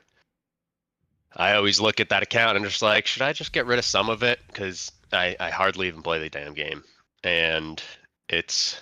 You got Orso'd. Yeah. No. That should be your next merch idea, Mike. Oh, it Orso? just says Orso and nothing else. Orso 2023, 2024. Yep. Well, I don't know. Does anything excite you about what might come out, or it's just... It's... So I've been following since 2015, I think it was, and then I bought my first ship in 2017. Mm-hmm. So I've been around for a little bit, been through quite a few ups and downs, and it's just. Do you play any other games? Been moved so many times. Yeah, I play a bunch of stuff. But yeah, I mean, I'm hardly even playing Star Citizen since I got back into it heavy in 3. What was it, 17 or 16? Was a fairly stable patch and pretty fun. Got back in with an org. But yeah, it's just so hard to dedicate a good amount of time to this game when it just punishes you severely for trying to enjoy it. Just don't. Like, that was what I did this year. If I'm not, taking advice of the people that like to comment on my comments, is if you don't like it, just don't play. It was like, okay, I won't, but I'll keep talking about what I like and keep talking about what I don't like and keep trying to make the game as, doing the feedback loop that everybody else is doing. You don't have to agree with my feedback. I don't give a shit about yours. You can say what you want. But that's how I participate in Star Citizen now, is just the feedback loop for now. The game, I will not do a 0 to hero. I will not do, because there is no hero. Like, none of that stuff is there. So I don't approach it as a game anymore. That's it. I can't do it anymore because it's just exhausting. So that's how I approach it. And I'm contrary to popular belief, probably, I'm significantly happier this year than I've been any other year. And it's because I've played the game less. And that's it. Like, I set a goal for myself to, like, get better at FPS combat in the game. I did set a goal to get better at ship combat in the game as well, but I think I'm, like everyone, waiting for a few more master modes changes before I really dive in. And that's what I focus on, and that's it. What would excite you, Dev, about the game to make you want to, like, actually play properly? Yeah. I used to always say Pyro, because we've been teased Pyro for so long, and it was just, a huge new playground. And then, like, last Citizen Con, we got to play Pyro, and it's cool, looks great, but it's the same empty area that Stanton is. It's the same server problems. Honestly, I think the only thing that I'm still holding out for is server meshing, because if they can't get the performance, what's the point of playing the game that has this kind of performance? Yeah. And that's the thing that I'm always holding out for, is, that performance to come by. Because even if it is just this, this space that we have right now, even if it's just Stanton, we could still have a lot of fun. Just as it is right now, with, you need group gameplay, you need an org, you need someone, building a mission behind it, but just the performance is just so punishing. Yeah. Yep. But my suggestion is figure out, like, really be honest with yourself about the question that Croncy asked you. What will it take for me to want to come back and play and watch from a distance? Twitch.tv/SaltEMike or Twitch.tv/Croncy. That's it. Nobody else. I already have the handles. Don't worry. All right. And just keep an eye on the game and see if it ever does what you want to do. I see people come in my chat, and this is real. This isn't a joke. Hey, is the game good yet? No. All right. See you in 2 months. And that's literally how they interact with my channel. Yep. Come back 2 months later. Hey, is the game good yet? Nope. And then they're out. That's what I've been doing since, like, 2017. I've been following your channel. Yep. Because you're normally keep doing it. You'll call them on their bullshit. Yeah, but I will say it doesn't change much. They still have to do it. You know, the game is still the game. What I say doesn't matter. A lot of people seem to think it matters a lot, but it doesn't. They're going to do what they're going to do for the reasons that they're doing it, which has nothing to do with me. Right? I will say as well, there's a lot of pockets of patches or, like, events every now and then that do make Star Citizen, like, crazy fun for a week or two. Yes. The one and like I do think those are worth coming in for. But then, like you just said, you may not be enjoying it, so you just do that event and then stop. How good was Overdrive? Stuff, Overdrive was a fun couple weeks. Overdrive was dope. So words didn't make sense. But Overdrive? Yeah, it was good. I did. It was basically the lead up to what would have been the best version of Xenothreat if it worked. Yeah, but Overdrive was fun. It was just like some lead up missions. Get the token or whatever for the. There was like the 5 phases or something, correct? Yeah, there were 5 phases. Weeks. They were all different types of missions. It genuinely got, like, a lot of the community together to do missions, which is awesome. You want that, right? Yep. That's one of the things that makes MMOs fun, is when you actually have social stuff. Yeah, it was good. It just had a rough landing when like, Xenothreat actually came out. Yeah. That was the rare occurrence where I actually played this year. And of course, I got a bug on that last mission where I couldn't deliver the box. Classic. I got lucky on that one. I didn't have to worry about that, but there were so many boxes at the end. But that would be my suggestion to you. That would be my suggestion. I just have one final question before I get out of you guys' hair. What would make this year's CitizenCon a success to you?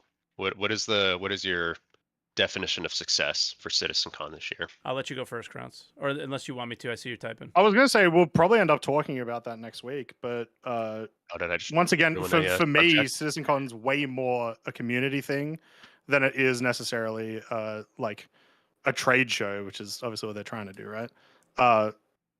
But for the game, like what I would consider CitizenCon a success for the game is surprise announcements about things that work. Like, hey guys, this works. It's in game now, right?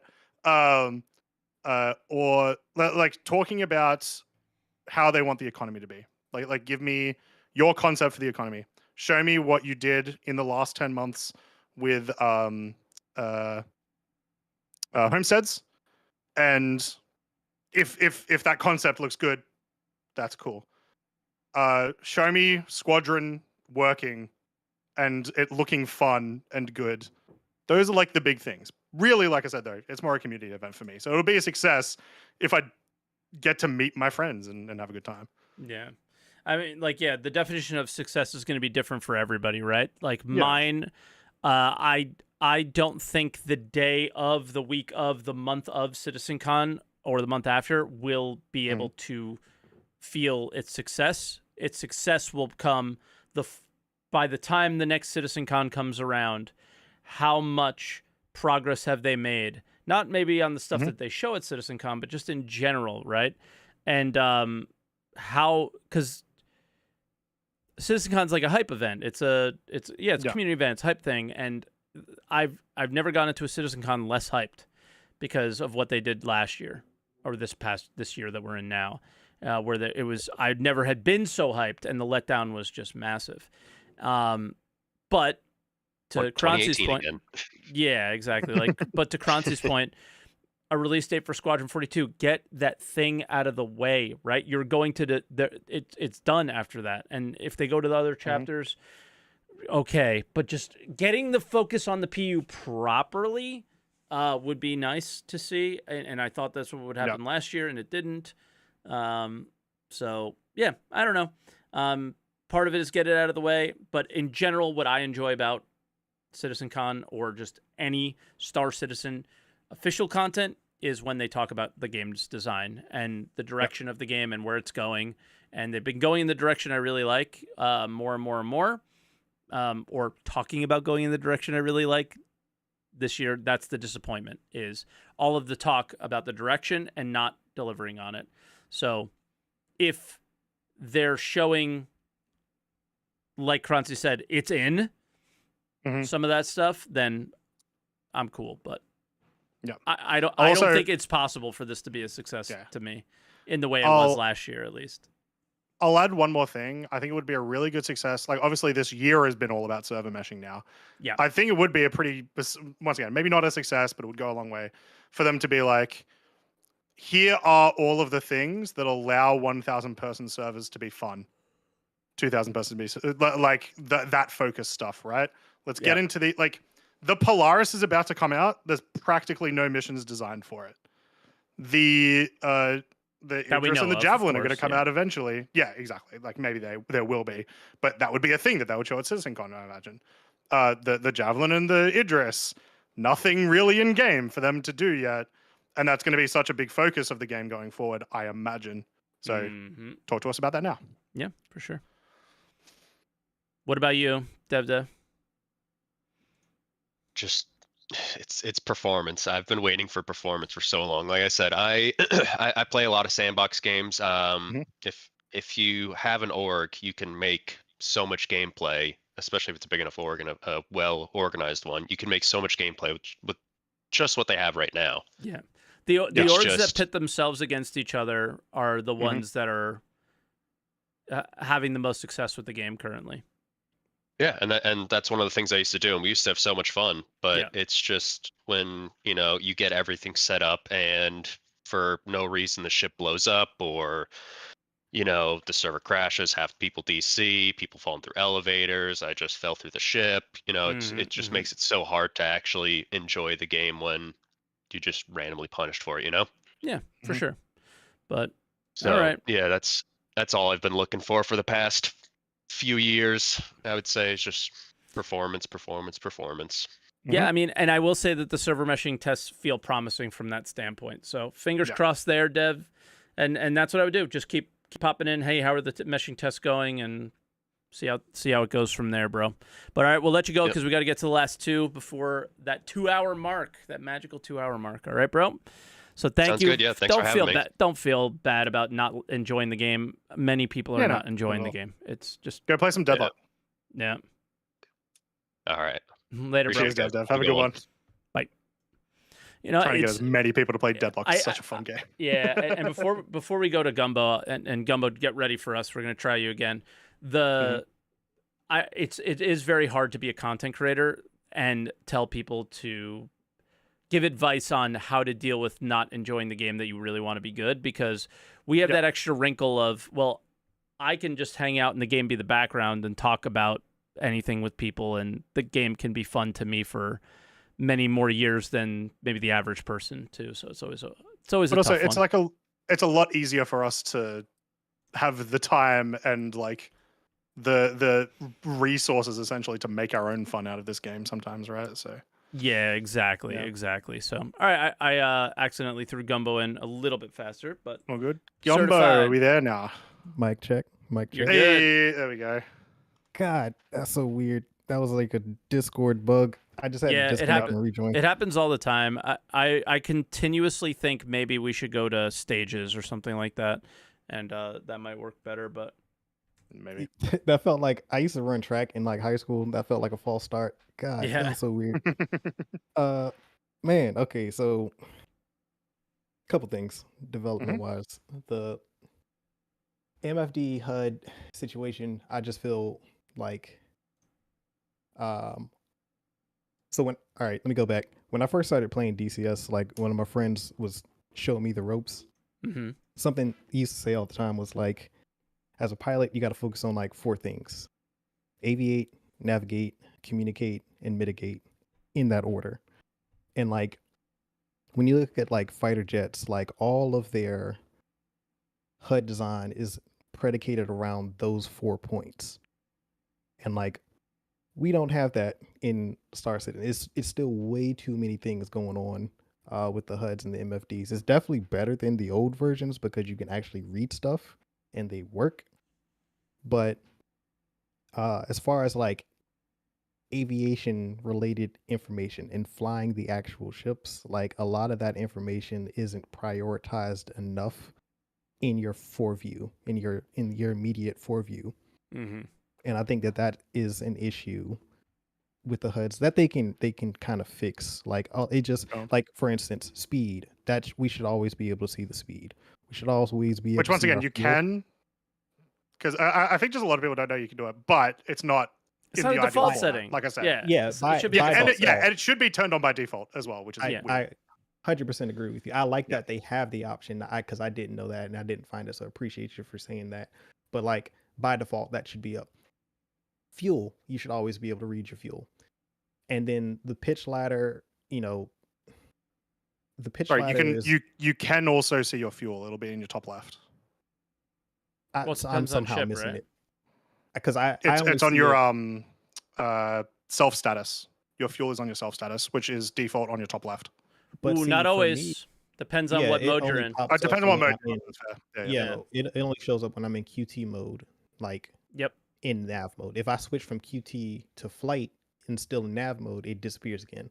And to me, like, if you're in self status, you should always see the fuel readout. I don't care. It doesn't matter if you're in nav or if you're in. Because you make decisions based off of that. Do I need to go and refuel? Like, I have to switch modes to find out. That's silly. That's the thing that they can fix. And I put all this in the feedback thread during Evo. But like, also, like, so the pitch ladder is holographic.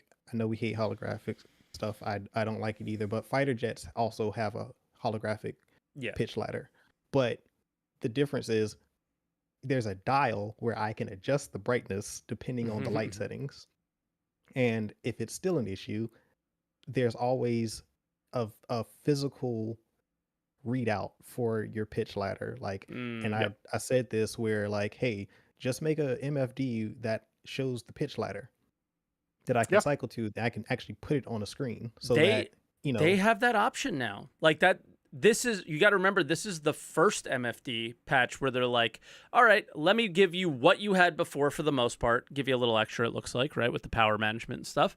But that is great feedback for them, is now they have the amount of MFDs that we should be able to choose from theoretically doesn't have an end, right? So I think that that's really good feedback where, just put it on an MFD and I can make that choice myself. Give me a stocks feed on one of my MFDs. I'll use that all day just to watch money go through. Yeah, right? or a cargo managing MFD or whatever, you know? Yeah. Something like that. I will say, you mentioned there, like, you know, you can, I don't know if you said contrast, but like you can mess around with like the colors and stuff to make it easier to see. Yep. Yeah. Like please do that. Because I hope that with the building blocks, they can add the functionality for us to choose which color we want, because like there's a reason why like it's a neon greenish HUD element in fighter jets, because it's a contrast against the natural colors of the environment. Like it doesn't matter where you are, it's going to be visible because they chose that color for a reason. World of that color, right? So like, you know, that's it looks beautiful, but you know, this looks is where aren't everything.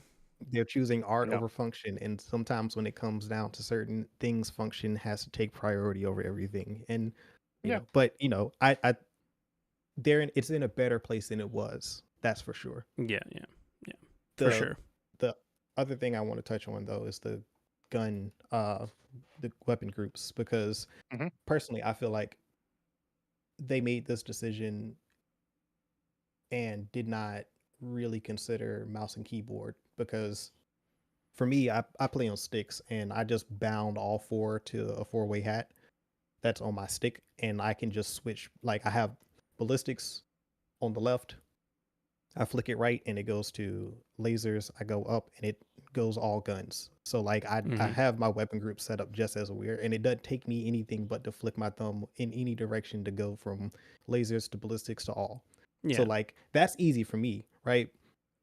But if I'm on mouse and keyboard, I'd be like, oh, okay, that's adding way more friction. So now if you're mouse and keyboard, now you're at a disadvantage, because now I gotta press buttons instead of like a simple switch. Yeah. They're simplifying it for a new player, and like Croncy said earlier, making it more uniform with the FPS and stuff. But yeah, it is it makes no sense for players to not take it out.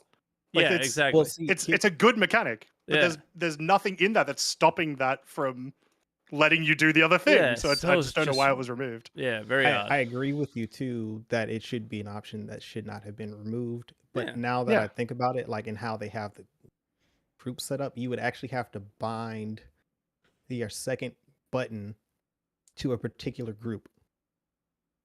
2-stage triggers. Yeah, but I'm saying like you would have to select which group that second stage would actually activate. Yeah, exactly. It's all to your groups now. But so like it's a little bit more complicated. Well, it's the initial setup of choosing the group, right? But then after that, my right mouse button can be my ballistics and my left mouse button can be my lasers, if I wanted to be. So like but from a keybind standpoint, that would have to be your trigger is weapon group 1, and then another button, your second trigger, it would be weapon group 2. It would have to default to that, and then like maybe allow people to change which trigger activates which weapon group. If you see what I'm saying, there's a little bit more to it than just add the second button back, because now they've tied it to the weapon groups instead of to an actual trigger. Yeah, well, because they removed the trigger. Like, yeah. They removed Is that fire weapon group 2, which they used to have. Yeah, it doesn't. Yeah, they don't have that because it's now. Oh, we have 4, so now you have to pick. I was gonna say, would it theoretically also though allow you to do 4 weapon groups at the same time? So it'd be like more complex, but it does give you more choices. Like, I will put all 4 of my weapons on a different weapon group. This button shoots this one. This one button shoots this one. This one shoots this one. One button does fire all. Like, that still should just be a thing. A fire all button. I got you. Yeah, like a literal fire all weapons button. But then you could like mess around with it a bit more. So okay, that would make sense just to have a fire all key. Yeah, like I think that should defaults to just it overrides the weapon groups. Like it's just fire everything basically. Yeah, just yeet them. Go get them. Yeah, like okay, but yeah, outside of that, like I think that's I had also put that feedback in into the threads too. Yeah. And then I guess my last point is like make it quick though, please. The speed. We hit the number. So this our speed of development conversation is weird because like the point of the year that we're in, like do we know whether or not this is like an actual pace that they're moving at, or is this just SitCon and 4.0 crunch at the end of the year? Like, are they? Well, yeah, this happens every year. And once we get past 4.0, are they going to go back to what they were doing before and slow down and like not be at this pace, or is it like, hey, this is just how we're going to move forward developing the game? Because if this is the pace that we're going to be moving at till we get to 1.0, I think it's great. But I'm just not sold on that idea that we aren't just in a crunch. Like, I think we're just crunching right now. Until the end of the year always is. Yeah, and end of the year every year always is. So I think that's exactly what will happen, is it will slow down. It's just the question of, once again, will those patches that we get next year, will they be multiple 323s worth of content, or is it going to be all these like .x patches that we're experiencing right now? Don't know. Or something entirely different, or what? Yeah. You know? Who also knows? I mean, and then of course Squadron is a factor in that as well, because I think that my conspiracy theory is that the what did they say, polish phase was they said they were content complete, and then feature complete or whatever. Content complete. So there's still a lot to do, but like significantly less than before. And I think they underestimated how much work they actually still had to do on Squadron, and I don't think the devs actually moved over to the PU ever at any point during this year full time. I think they realized. Sure. I was gonna say they provably did because their features came into the patch, but I get what you're saying. Like immediately, like new features or whatever, probably not.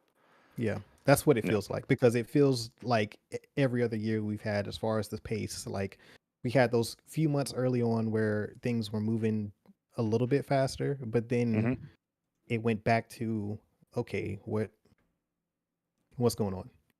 Yeah. And now we're back up to speed, and it just feels like now we're doing this because SitCon and they're trying to get 4.0 out by the end of the year. Yep. Yeah.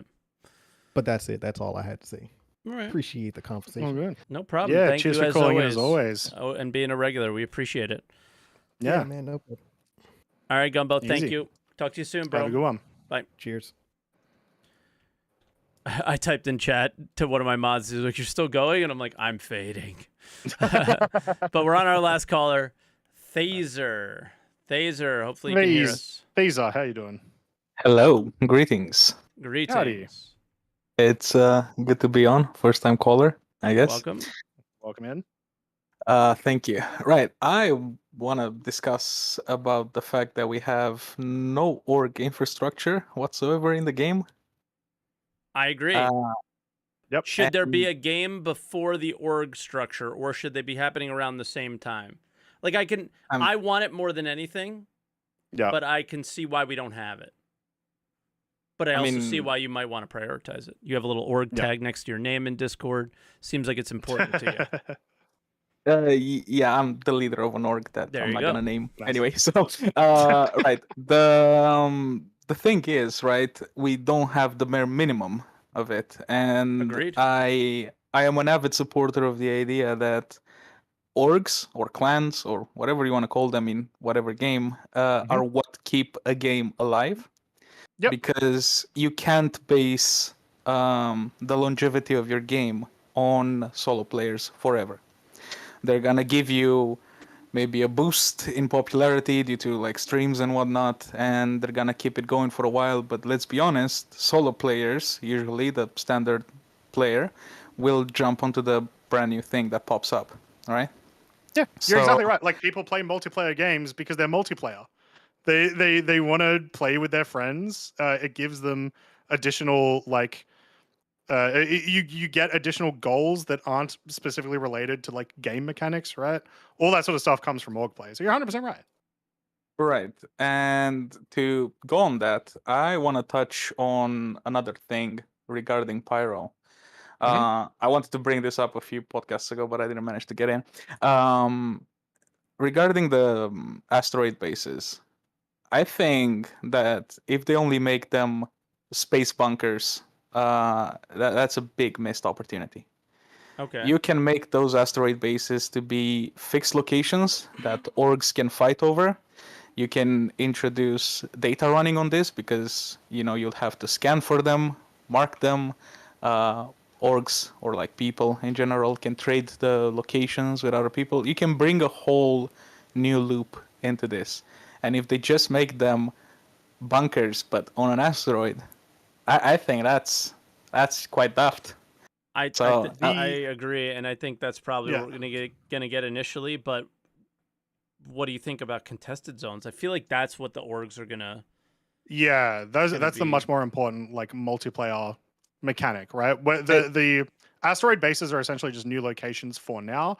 And what you said, like, yeah, 100%, I would love them to be more in depth, but not just asteroid bases. All locations should have, maybe not all, but a lot of locations should have the kind of gameplay you're talking about. All right. So regarding the contested zones, I'm hopeful for them, but me too. Fingers are so crossed. I don't think they're gonna hold up for long. They're gonna lose their luster after a few weeks. It depends on whatever the reward is. It all depends on the reward.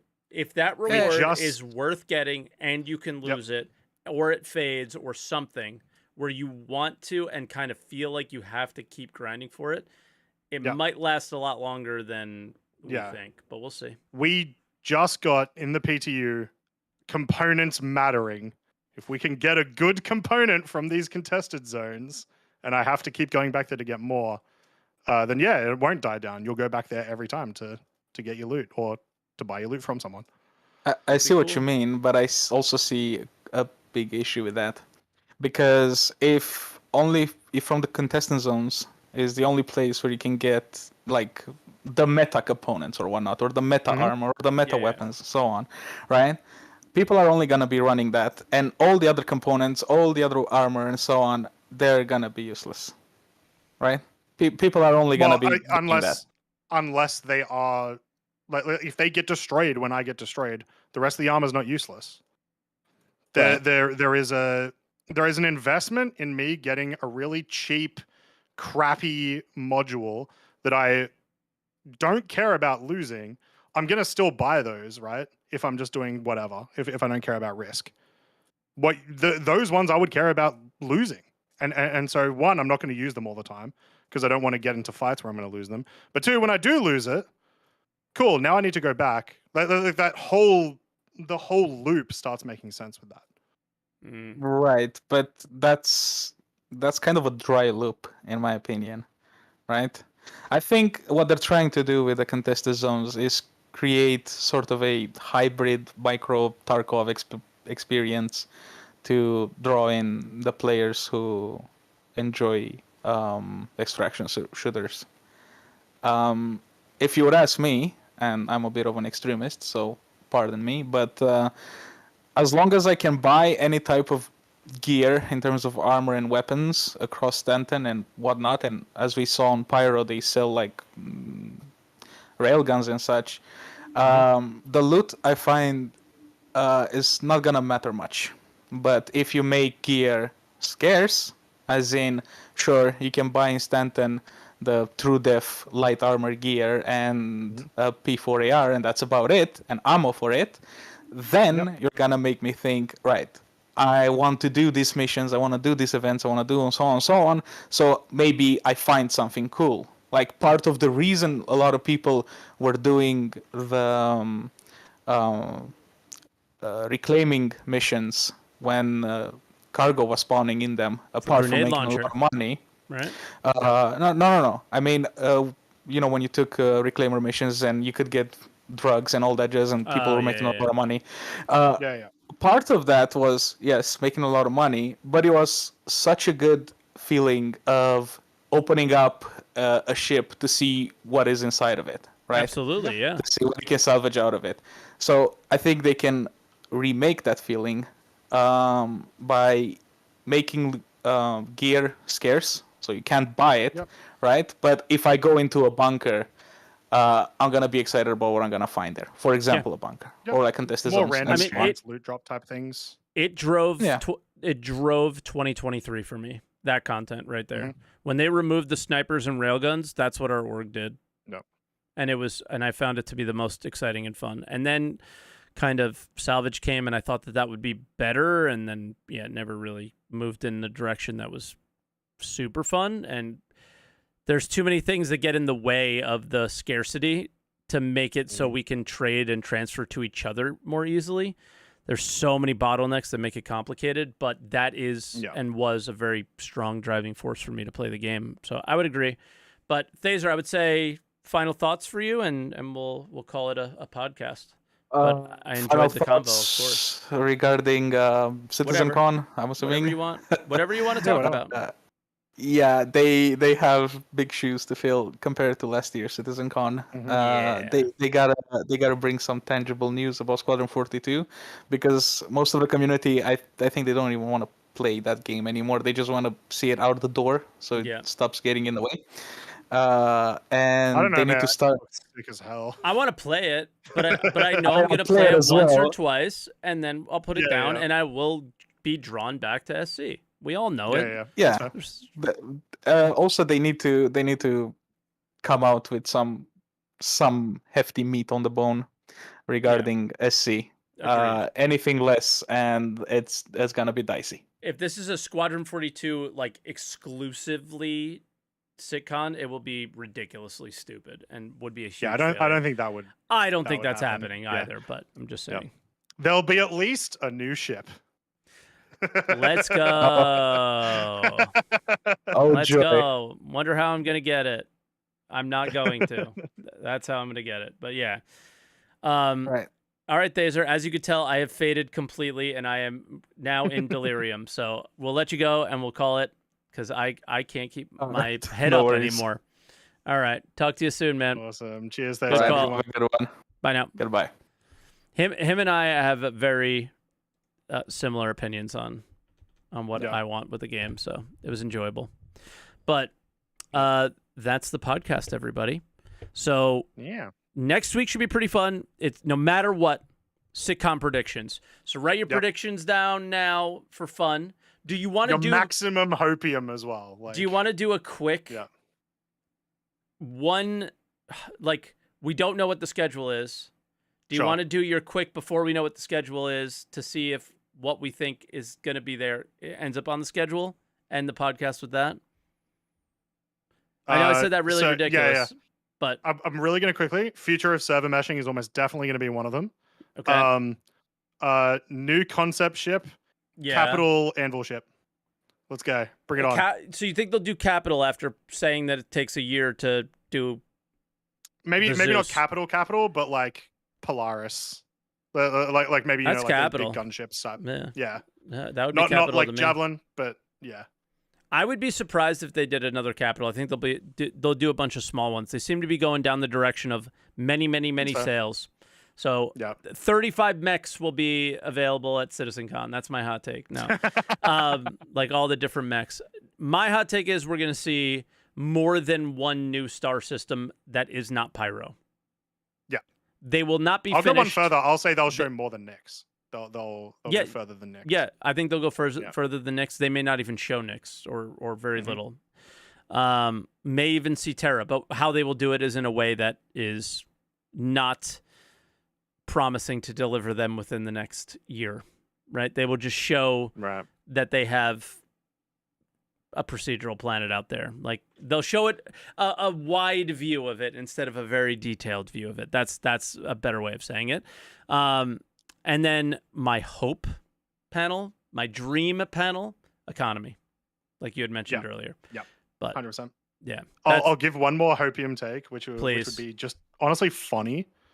They're showing us a demo of homesteads. But some in-game assets. We're walking around. Yep. Oh, this planet looks a little bit deserty. That's interesting.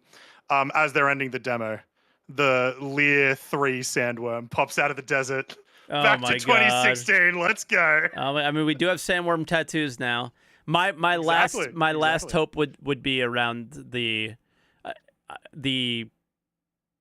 base building, crafting, kind of. What are you doing? What are you doing with that? They casually mentioned it last year. You did absolutely nothing with it this year. So are you going to do anything by the end of the year? Are we going to hear anything about it? Like, what the hell? So I want to hear more detail on blueprints. I want to hear, are we building space stations? Are we building ships? That would be my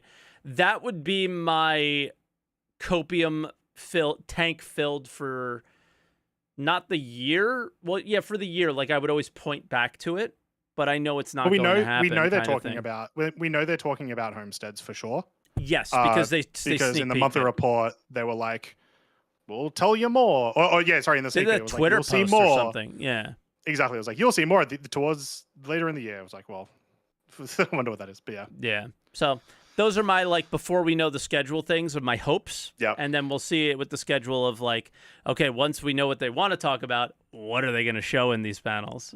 So what are because the names are always a little bit cryptic. So true. Thank you everybody for watching. Thank you for letting us hit 5,000 subs. We are so happy that you guys enjoy the show.